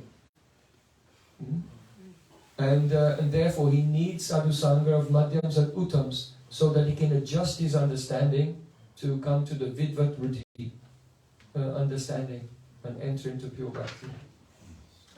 And so the Vidvat Vritti understanding of Shastri is so heavy that someone with very soft faith, hearing it, they become depressed. It's like they just can't take it, it's intolerable. And so, Gurudev said, there's a Siddhanta for Kanishtas, there's a Siddhanta for Madhyams, and a Siddhanta for Uttams. And that's why you always have to be under guidance. Because in the beginning, Guru say, oh, chant Hare Krishna, remember Krishna. Like they said, just encourage you. And as you becomes your habit and you become purified, come here. And now he gives you more instructions. Well, actually, you're not really doing bhajan, you're doing archan. Now it's time for you have to enter into Madhyam Adhikar and understand properly this path. Don't be Prakrita Bhakta forever. Gurudev used to say, you can't stay on the Kanishta platform forever. So then you have to enter into that. Then it's more challenging. But it's necessary in that stage. I spoke something on Vidvat Vritti on the morning of the second day in Miami. All the different editions of the different types of Vritti Vritti. So, okay, and any other questions? No, there is one over there. Rajan. Yes? The past few minutes I've been debating whether I wanted to bring forth my question or not. Who won? It's about,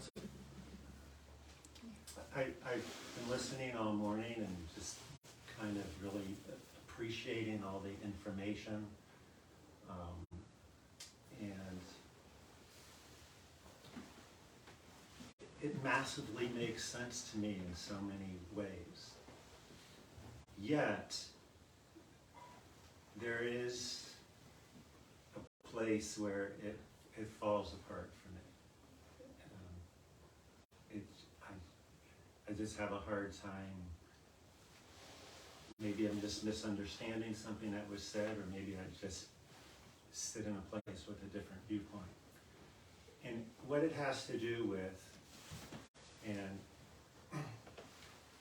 there's this idea of the Swarup city, and as a young devotee, the way it was explained to me was far more simple than the information that's presented today. It's sort of like, in the spiritual world, we have an eternal form.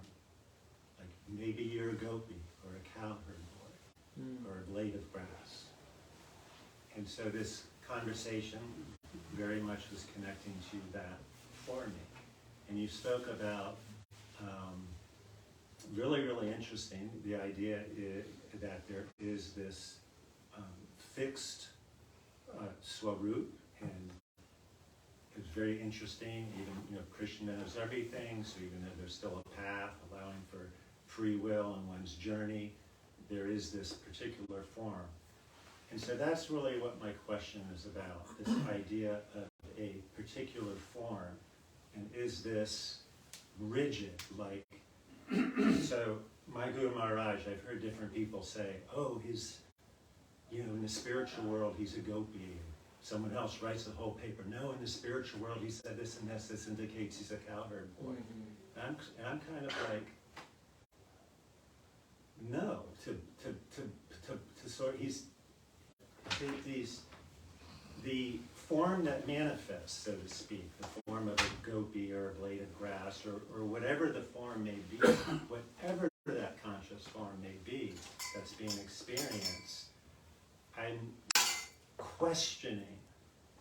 I'm not going to say I know, I'm not going to say I've argued, but I'm not really comfortable with the idea that it is a specific thing that somehow for all this other eternity, someone's locked into this one thing. And I guess for me it's a little more, I appreciate your smiling, a little more abstract and flowing. It's just like Krishna, not that I'm Bhagavan, but Krishna he has so many different experiences. Mm-hmm. Even in the material world, we experience the different relationships of friendship or parental or conjugal. Yeah. So the languaging sometimes feels very all of a sudden like constricting and putting into this rigid box, like on this, when the idea of actually being servants of Krishna or servant of the divine is a much bigger table, smorgasbord for us to experience, so to speak. And we don't lose these different types of relationship experiences as we become perfect. Does that make sense, the question? Yes. The thing is this. Bhakti is about attaining praying. So there's a level, you can go to Vaikuntha, where you can see the Supreme Lord manifesting so many different forms. It's not limited in any way. You can show so many forms. And you also can have a swarup that you can change at will. You can adopt any form you want. Right? So that's what you were talking about. So yeah, that exists. It exists in Vaikuntha. But that's a very low level of the spiritual world. Because that is an experience of Aishwarya, opulence. So that's when you are not limited to any one form or experience, now it becomes Aishwarya Leela. And though you're not limited to that form or experience, but you're limited in the experience of love. Your love experience is limited. The highest realm in the spiritual world is Madhurya Leela. And that is human-like pastimes, where Krishna doesn't know that he's God, and no one there knows that he's God. They all think that they're human beings. You see? Because as soon as you know that Krishna's God, then he's actually not hungry, so no need to feed him. He's not hot, so there's no need to fan him. He's not tired, there's no need to massage him. You see? As soon as there's a knowledge of opulence, then the bhakti, the intensity of the love goes down and becomes overshadowed by awe and reverence. It's all amazing. Whatever. But the love is evaporating. So, in the realm where the love is the highest, Krishna's he's hungry, he's tired, he's thirsty, he's worried. I'm worried about him. What might happen to him? So there's a constant anxiety all the time. And so then the possibility of love becomes unlimited. But it can only be unlimited if you have one form like a kind of limited human being. So, that's what you are calling a limitation isn't a limitation. It's the precondition for experiences unlimited love. And what you're calling unlimited is the precondition for the contraction and the limitation of brain, actually. So everything is upside down. And that's explained in Chaitanya Charitamrita, chapter 4. Aishwarya Shitila Prem Nahi More Preet. Aishwarya Janeti Sab Jagata Misrit. Aishwarya Shitila Prem Nahi More Preet. Krishna said that all the people of the world, they worship me in a mood of opulence. But that kind of worship, the love becomes weak. And it pleases me, but I'm not fully satisfied. I'm pleased by my mother, who thinks that I'm hungry and is trying to feed me more. I'm pleased by my friends who defeat me in wrestling and then I have to carry them on my shoulders when I lose. I'm pleased by the gopis who abuse me with harsh language. So this, you have to assimilate the concept of the relationship between Aishwarya and Madhurya, and how Aishwarya limits love, but Madhurya gives a situation for unlimited love. And last night we were discussing that, the unlimited, how this love, it's just because your swarup is one sense kind of limited, that's called parischinna. It's not, but at the same time it's vibhuta, it's everywhere. Because Krishna is everywhere in all the universes, and your swarup will be with Krishna in millions and millions of different universes. It's just that when you're there, you feel like a human being. And you don't know that you're even present in the other one. Each manifestation of you won't know about the others. Because if you did, it would be Aishwarya. So these are not so simple things to understand. I have a question. So yes, if you think that your Guru has one Sarup, that's the best, that's the absolute best. I know that my Gurudev is a particular Manjari. And she's not anything else, and I don't want her to be anything else. And that one apparently limited form gives access to such unlimited love. I told on the first day Guru Tattva. What did we discuss on the first day Guru Tattva? That when the Manjaris look through the whole of the Kunj and they faint in ecstasy, the joy that they feel, the ocean of joy that they feel cannot be compared to even one drop of that ocean of joy that they feel cannot be compared to all the arrangements of Ananda that God Himself experiences. So what you're saying about a limitation, this is completely wrong. It's completely wrong. By having one Swarup as a Manjari Swarup, then you experience millions of times more joy than God Himself, who is actually unlimited. And we explained this on the very first night here, at the end of going through Guru Tattva from the beginning. Gradually then we came to that, the aspect of the higher glory of the Guru Tattva. Sorry, Prabhu, I had a question for you concerning what you were discussing here, which is that don't you think that in that Madhurya Ras, it's like a little bit going beyond the beyond, in other words, considering that is for very advanced the Bodhisattva, and we ourselves consider that, well, we are at that level where we consider that we are in that Ras. Yes, of course. Why? Why should you consider you're on that level if you're not on that level? You should only consider that you're on the level that you're on. If you're Kanishta Adhikari, I'm a Kanishta. If you're Madhyam, I'm Madhyam. If you're Uttam, then you don't think about these things. You're just drowning in brain all the time. So of course, no one should think like that. That I am on this level. I don't recall ever telling anyone that you have to think that you're on that level. But you should know that that is the level of Rupa Goswami.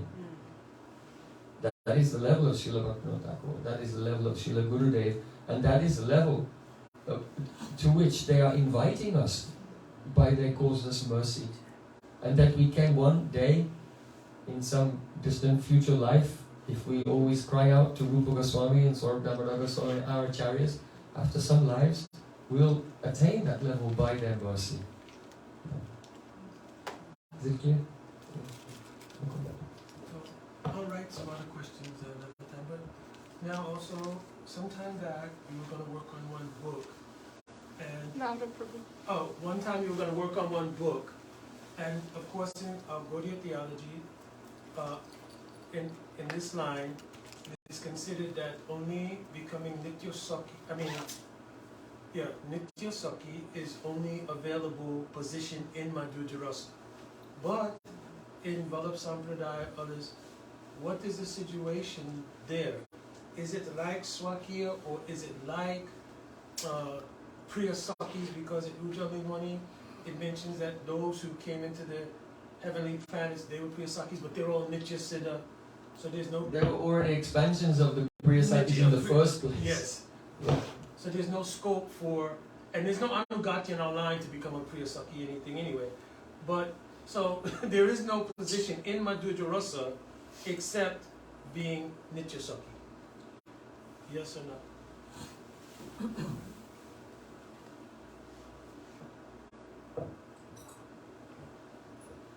The spiritual world, as Prabhu was pointing out, about it's very vast and unlimited. And so there are different prakashas. There is Braj, the original Braj. And then there is the Vaibhav of Braj, that is called Golok. So in the original Braj, there's pure Parakya Rasa. Completely pure Parakya Rasa. And in Golok, there is the... and there's a Madhurya, pure Madhurya there. And in Golok, there is Aishwarya. There's knowledge that Krishna is God in the Golok, the expansion of that Braja. And there is a Swakiya mood as well. And in between that Golok and Braja, there are so many other prakashas as well, which are mixtures. Avivikta Swakiya Parakiya. Indistinguishable Swakiya and Parakiya and so on. So, in regard to other sampradayas, their conception of the spiritual world is different. For example, let's say Hitari Bang Sampradaya, Radhavalavi Sampradaya. Kahu Swaki, Kahu Paki, Kalahahi Matavagi, Bhagat Rasik, what is that? Yugal Bhagavad Rasikaki Nityananda Anadi. It means that he's saying some people speak about Swakiya and some people speak about Parakiya. This is just all quarreling, useless quarreling, because the Jugal, the divine couple, Jodi Bhagavad Rasikaki Nityananda Anadi. That's what he said. Jodi, that means the divine couple. They are meeting together forever with no beginning, middle or end. So, if your conception is that Radha Krishna in the Kunj forever, they never leave. So there's no cows, no cowherd boys, no Madhya Yashoda, no, right? It's just Nitya Nikunja Nila, Nitya Milan. Then all these kinds of considerations about, about any other pastimes or anything. And they don't have any groups. They have no groups either. There's not Chandravali's group and Bhadra's group and other groups. There's just all the gopis are there. And they're all Sakis. They're just all Sakis. There's one category of Saki and there's no groups and they're all serving like that. So different Rasik Sampradayas, they have their idea. There's no separation. In the Vallabh Sampradaya, they don't have Nitya Milan. They have an Astakali Lila also. Like us, so the cows are there, Madhya Yashoda's there and everything. But they don't have a conception of groups of gopis. But they're different. There's Radhika and then there's her Sakis. So they don't have an idea of different groups. Is it Radha Dasan? Those Sakis are all Radha Dasan? But they also want Sambhog with Krishna? In the Vallabh Sampradaya, it's all dasis. They call Sakis, but they're all serving. They don't meet with Krishna themselves, just arranging for Radhika to meet. So Radha Krishna's Nitya Milan going on in just one place. So actually, their entire bhajan pranali is Mantramaya Upasana actually. They think it's the highest. They say, oh, Ananya Rasik, one-pointed rasik, not one-pointed in one relationship, one-pointed in one ras in one place. It's just like, just Radha Krishna meeting in that one ras. That's what they mean by Ananya Rasik. But actually it's Mantramaya Upasana. So our Swarasik Upasana, the Astakali Lila, where it goes from place to place. So they also have Astakali Lila in the Vallabh Sampradaya. But it came about, there's nothing about the Astakali Lila in the writings of Vallabhacharya. But you know that due to the attack of Muslims, Gopal Srinathji came and stayed in Mathura, in Satkara. We went there on Brajvana program this year. Please try to come to Braj on program. You'll go to so many places that you have never seen before. So Satkara is the house of Vittalacharya, and Raghunath Das Goswami, Rupa Goswami, Lokanath Das Goswami, and Raghunath Bhakta Goswami and others, they stayed there for a whole month with him. And then Vittalacharya, the son of Vallabhacharya, he began to write about the service to the deity in Astakali Lila. So it seems that actually our Goswami is influenced because Vittalacharya, he used to serve Raghunath Das Goswami like his guru also. And so, you know, before class every day we say, Shama Sundar, Shikanda Shekas, Merahas, Murali Manoha, Radhika Rasika Mama Kripanite, Swapriya Charana King Korim Kuru. So this is prayer for Radha Dashan. Who wrote it? Vittalacharya, Vallabhacharya's son. Wow. That's not even, that verse is not even from our Sampradaya. I mean, technically speaking. But that's what people say now, but according to Chaitanya Charitamrita, Gadadhara Pandit gave Diksha to Vallabhacharya, so it is our Sampradaya. The whole Vallabh Sampradaya is our Sampradaya. But if you go in Braj, they won't always agree to that story. But we have great love and friendship with, even today. Because Vallabhacharya, when he was already Acharya, but when he came to Mathura, there he met with the Acharya in the Vishnu Swami line, and he took shelter of him. And that's when he got introduced to all the Braja Rasa. And that's why the Vallabh Sampradaya is considered being the Vishnu Swami line. And I was just there. Who came with me before the Parikrama started? We went to Mathura. Were you there? And we went to the Gopal Pit. So that's the original pit of Vishnu Swami from thousands of years ago. The Gopal Pit. And we met with the Acharya, the 84th Acharya in the direct line from Vishnu Swami. And they say their Sampradaya is a Bhagavad Guru Sampradaya. Right? So I don't think Bhaktisiddhanta Thakur started it. This goes back before Madhvacharya and Ramanujacharya, their line. You can go there and speak to the Acharya. And that's the line in which Vallabhacharya, he took shelter when he came to Braja. So the categories that we have, Nityasaki, Pranasaki, Prasaki, that categorization even, and the groups of gopis, these categorizations are Gaudiya. You don't find them in the other lines. You know, I spoke to, because I have very close friends, and one of my Shiksha Gurus in the line of Vishnu Swami and Vallabhacharya, from whom I learned their Siddhanta. And, you know, I said, but our Gaudiyas, we have different groups, and the Praman is there in Srimad Bhagavatam.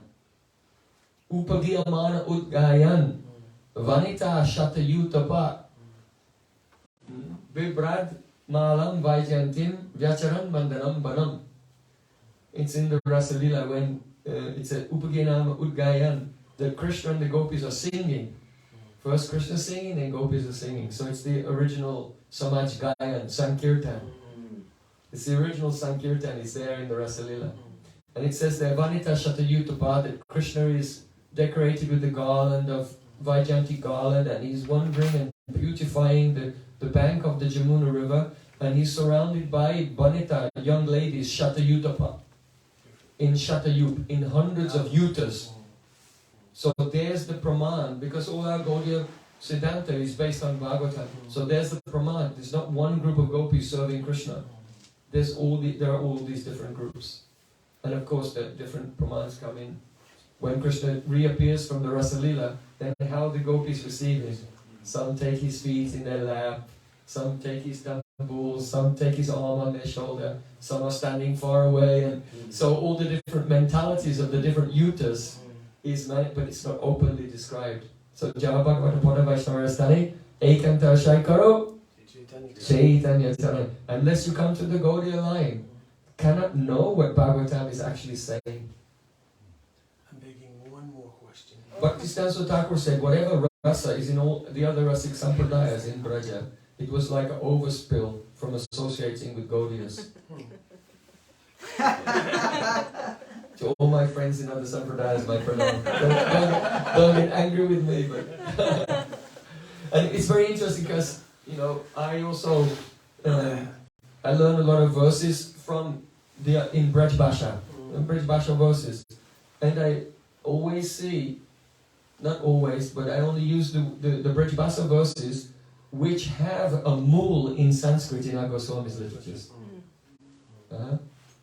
Like yesterday I quoted that Premju kahita manpurati kam kahitaratirang ang angabhyapatrete tako kahitanang. When prem is in the heart, love is it's called prem. But when it manifests as an activity, it's called kam. And when it pervades every pore of the skin of the whole body, every limb, then it's called ananga. So then I gave the praman from Rupa Goswami, Varamrita Sarupa Sri Swasarupam Manonayat. How the Mahabhav becomes one with the mind, the vrittis of the mind, and overflows into all the prans, and then the body becomes a Mahabhav Sarup. So that's like, so the Brij Bhas version and the Sanskrit version. Like that. Very interesting, because Raghunath Das Goswami said, Guru Goste Gostai Su Sujane Bu Sujane. What does Sujan mean? You should have deep love and attachment with the Vaishnavas of the other Sampradayas in Braja and the Brahmins of Braja. So if you live in Braja, because many people kind of live in Braja, just go to Lord Basar and MDT. But if you really live in Braja, and make a deep friendships with the Brijbasis of the other Sampradayas, then you can understand in life practically what Raghunath Das Goswami is saying there. We stay in our own Sampradaya, but there's something special in that. So it's in the beginning of Manashiksha. And Srila Gurudev was like that because he always used to make the Dharma Sabhas and invite all the Vaishnavas of the Sampradayas to speak. And they used to come every day in Mathura as well to meet with Gurudev. But nowadays there's a Guru Nishta police, so we gotta be careful. Yeah. I'm that in that battalion or whatever called. What is the group of policemen called? Oh, battalion? Oh, yeah. Battalions or... Battalion, right, yeah. Squad or something. Squad, yeah. I'm not in that squad. If you associate with Vaishnavas at other lines, you're not going to get squatted. If you come on our program, Chaitanya can with parikrama, we'll go to many places. The big parikramas they cannot go to because it's just logistically impossible. Like in Navadvip parikrama, we'll go to the house of Jaga and Madai, the house of Lakshmi Priya Devi, the place where Srila Bhaktivinoda Thakur met with the Surya Devi, the sun god, the place where Bhaktivinoda Thakur had darshan of the Rasalila and saw his own swarup of Kamala Manjari, the place which are the Navadvip analogues of Pushkar, Naimisharanya, Kurukshetra, the palace of Lakshman Sen, where Jayadev Goswami and the other poets go, Danacharya, Doi, Kavi, Shrutidhar and everything, where they go, the birthplace of Sachimata, the house of Nilambar Chakravarti, and so many places. And it's not hard work, we have vehicles, so we maximize Kirtan and Harikatha in each place and then quickly go to the next place. Like this. So, please, if you can, try to join us for Navadvip Parikrama, and then immediately after that we go to Braja, and then in Braja we'll also have some parikramas, and I always take the devotees to meet with the acharyas and great sadhus from the other lines as well, and have Harikatha together, to continue that experience that Srila Gurudev used to do when Gurudev was in this world. Give us blessings so we can all come. All the blessings are with Gurudev. What do I have? My pockets are empty. I'm just following Gurudev.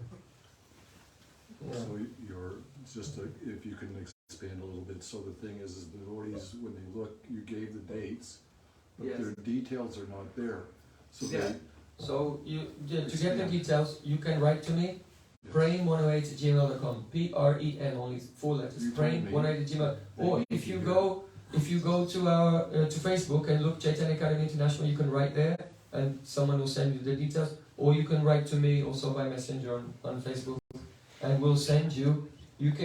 What will happen is those who are going, they're added to a WhatsApp group, which is a Parikrama WhatsApp group, and all the details of where to go, where to meet, and if you need help with visas and tickets and hotels and everything like that, it's all managed there.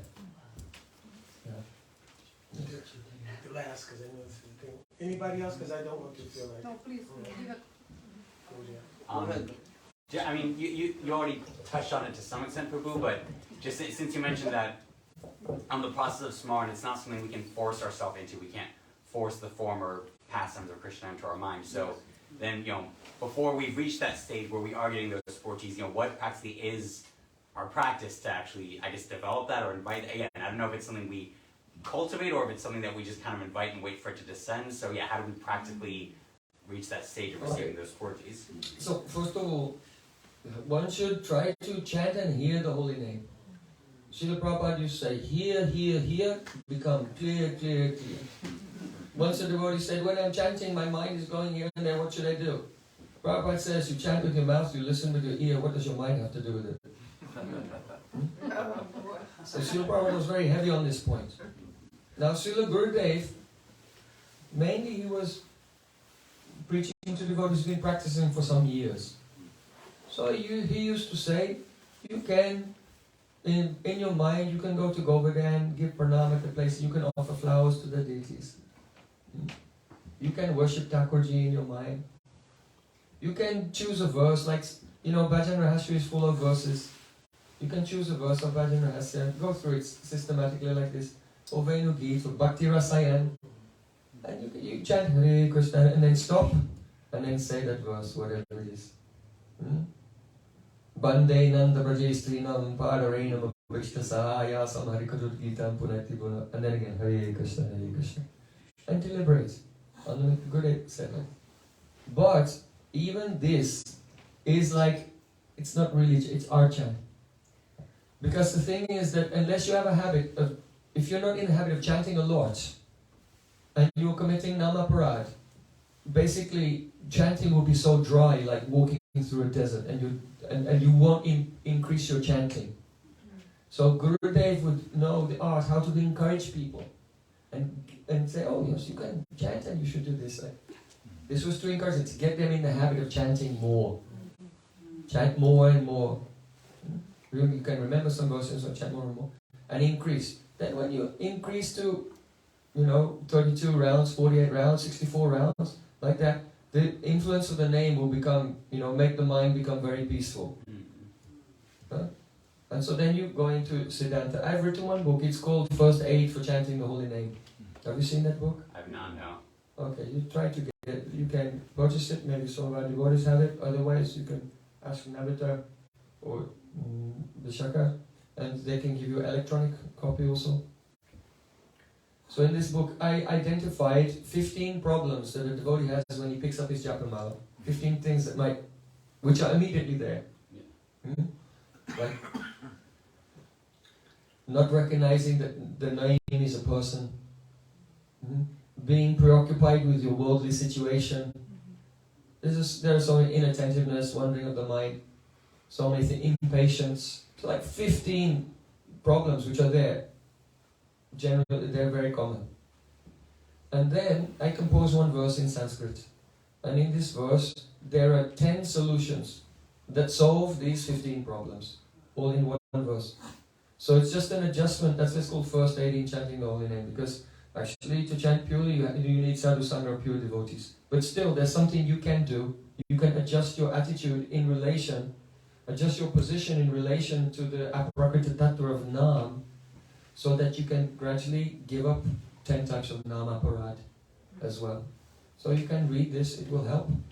And to be situated in Shakshitva, to know that you are Kalatit, your soul is beyond time, so don't worry about time.